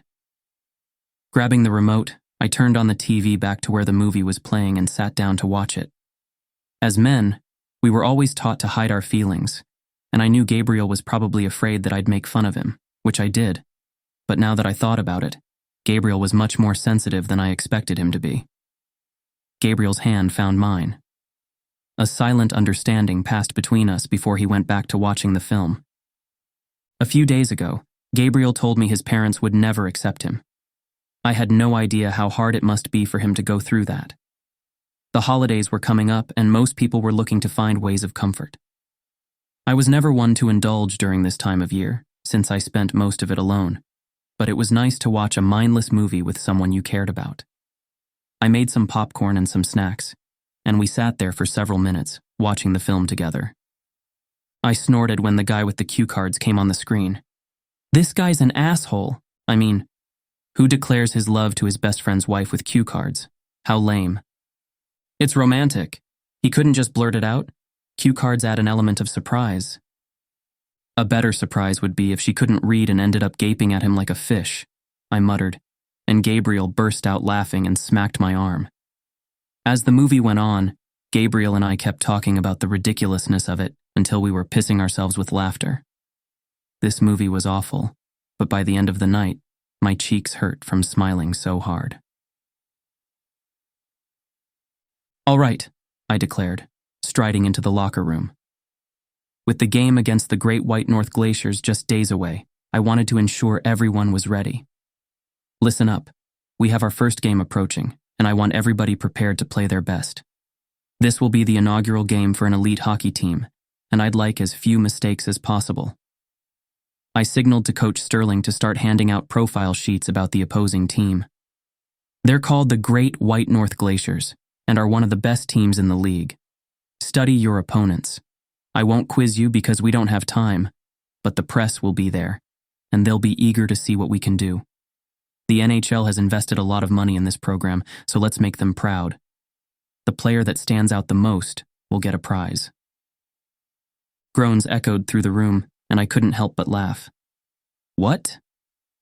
Coach, since we got here, we never once got a prize. I'm starting to think you just say that as some kind of sick joke, Noah remarked, and the team nodded in agreement. I keep a tally right here, I said, tapping my temple. Trust me, you'll get your prizes. My trust went out the window with the last few promises of a prize, Chris muttered. Does anyone have any relevant questions? Regarding the upcoming game? I asked, ignoring their pouts. Yeah, what's our team name? Jake queried. I balked at that. What? What do you mean? Well, we're an elite team, but we don't have a name, Jake explained. Oh, I chuckled, shaking my head. You're right. Well, how about you guys come up with one? I'm open to suggestions. How about the Rocky Mountain Rampage? Someone suggested. True North. The Ice Kings, Gabriel said, and everyone lapsed into silence. I turned that name over in my head and found that I liked it. Sounds good, Johnston. How does everyone feel about the Ice Kings? And the motto? Eternal ice, victories rise, he spoke softly, and silence reverberated in the crowd. But not with tension. It was filled with reverence. We'd officially found our team motto and name. It settled over the group like a smooth blanket, and pride swelled in my chest. Perfect. Okay. I'll get the jerseys printed out. Team captain? I said to Jake. He stood to his full height, his smile splitting his face. Eternal ice, victories rise, he shouted. Eternal ice, victories rise. The team echoed with a war cry, and I'd never felt so proud. Ethan, watch your flanks, I yelled. The harsh lights of the arena beat down on my head, but I didn't dare look away from the game. It was the final period, and we were neck and neck against the Great White North Glaciers, one of the best teams in the league. The score stood at 3-3, and victory hung in the balance. All we needed was one more shot to win the game. The paparazzi buzzed in the stands. The crowd went crazy, and my heart hammered against my chest. Winning would be the chance of a lifetime. Glancing at Eric in the luxury suites with several other executives, my focus snapped back to the game. Jake and Gabriel were executing a play, and I prayed they could pull it off together. Gabriel's playing had improved significantly in the past few days. I had told him to tone it down during practice, reserving his energy for the game. Jake and Gabriel darted out, passing the puck back and forth, moving in perfect sync. The clock was ticking down, and my heart lodged in my throat. With a burst of speed, Gabriel shot down the ice, taking a breakneck pace before scoring. The crowd erupted in cheers. 4 factorial, yes! I pumped my fist, nearly knocking my glasses off. Coach Luther slapped me on the back, and Coach Maverick cheered. Yeah! Jake and the team swarmed Gabriel, laughter and helmet smacks filling the air. I chuckled, watching them act like hooligans. My gaze shifted to the luxury suites, and Eric nodded back at me. We did it. We won. Here's the man of the hour, Eric declared, and the room erupted in applause. Gabriel ducked his head, his face flushed from the game. Before we came up here, one of the PR reps grabbed a suit for him, and he joined us to meet the executives. Glancing around the luxurious suite, I marveled at the posh surroundings. Plush seats, exquisite wine selection, and impeccably dressed men in suits celebrating the victory. Eric warmly shook Gabriel's hand. Congratulations, Johnston. That was one hell of a game. We're looking forward to seeing what you can do next. He then turned to me with a grin. And you... Damn, Cillian. You've been holding out on me. We shared a laugh and shook hands. Let me introduce you to our sponsors. Eric guided me around the room, making introductions. Gabriel, who initially looked like a fish out of water, gradually found his footing as he engaged in conversations. We didn't linger for too long in the luxury suite, and the moment we returned to the locker rooms, I noticed most of the guys were waiting for us, or rather, waiting for Gabriel. They were eager for him to join them for celebratory drinks. I waved them off, heading home, a smile playing on my lips at Gabriel's flustered expression. It was well earned.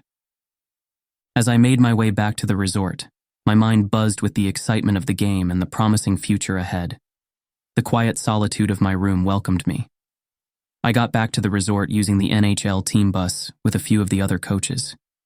We were all pretty beat, and I bid them a good night before heading inside. Opening my door, I saw McMuffin on the couch, lazily flicking his white tail with an air of impatience. "Miss me?" I said, then scratched behind his ears. I changed his water and then took a long hot shower, rolling my neck to release some of the tension there. Changing into a long t-shirt and some boxers, I turned off the lights and went to bed. But for some reason, my body was still buzzing from the game. I couldn't get Gabriel's smile out of my head, the way his mouth ticked and stretched over his pearly white teeth. He was a vision, not in the same way Jason was, but in his own right. There was a clumsiness about him that I found endearing. He loved a home-cooked meal. He enjoyed romance movies. I wondered what else he liked. Warmth spread in my chest, and my stomach flipped at the memory of when he kissed me this morning. Would it be so bad to have someone like him? Someone who was slowly carving out a piece of my heart? My eyes slipped closed, and before I could think about it anymore, sleep claimed me. Several hours later, a light shuffling noise caught my attention. I blinked, my vision blurry, and saw the knob on my door shaking. Fear seized my throat and I sat up in bed, fumbling with the lamp before the door jerked open and Gabriel's hulking frame clambered inside. "Shh," he laughed, pressing his index finger to his lips. Crap, I wanted to be quiet. "Well, you failed miserably," I huffed, annoyed at being woken up. "Can I help you?" Gabriel laughed like it was the funniest thing in the world and then face-planted on my bed. He stank of cheap bourbon and hard whiskey. I rolled my eyes, tempted to kick his ass to the floor. "Get out. Go to your own room." "No." Gabriel's voice was muffled by the sheets and he pushed himself up, crawling further onto the bed and into my lap. "I want you. Go away." "Never. I'll be an octopus, with suction cups and everything. You can't get rid of me." Gabriel cupped the back of my neck and pulled me closer. I laughed at his pouty expression and shook my head. "What am I going to do with you?" I asked, pinching his stubby chin. His mocha eyes were heavily lidded, and he sighed, kissing my cheek. "Let me top you," Gabriel muttered into my skin. "No." Gabriel huffed a laugh. His tongue darted out to lick the dimple on my cheek. He captured my lips, his tongue swiping against my bottom lip. I groaned, bracing my hands against his firm chest. Gabriel was dressed to the nines in a crisp black suit that hugged his body in all the right places. He pressed me back onto the bed. Gabriel's hand rested on my hip, his callous thumb drawing large circles over my V-cut. "Your body is so responsive to me," Gabriel whispered, his tongue drawing circles over my Adam's apple. I arched into his touch, my breath labored. "You know, if I didn't know any better, I'd think you were lying to me. There's no freaking way you're a top." My stomach backflipped. It wasn't a lie per se. The truth was much more horrifying. I only said that to slow things down between us because I felt that once Gabriel knew the truth, he'd never touch me again. "And if I am? What are you going to do about it?" I asked, breathless. Gabriel chuckled. "Naughty boy." He hugged me tighter, his face against the pillow. Then his light snores rang in my ear. The bastard fell asleep. I sighed and rolled him off me so that he was on his back. There was no point in moving him, so I left him there and turned off the lamp. Staring up at the ceiling, I thought about the white lie I told him about being a top. It wasn't that I was exclusively a top. I had just never bottomed before. Jason was the only person I considered bottoming for, but telling Gabriel he'd essentially be my first didn't seem like the right thing to do at the time. He'll know eventually. I guess what I really should be asking myself was if I would bottom for him. And judging by the way my body seemed to yield to him, I guess the answer to that was yes.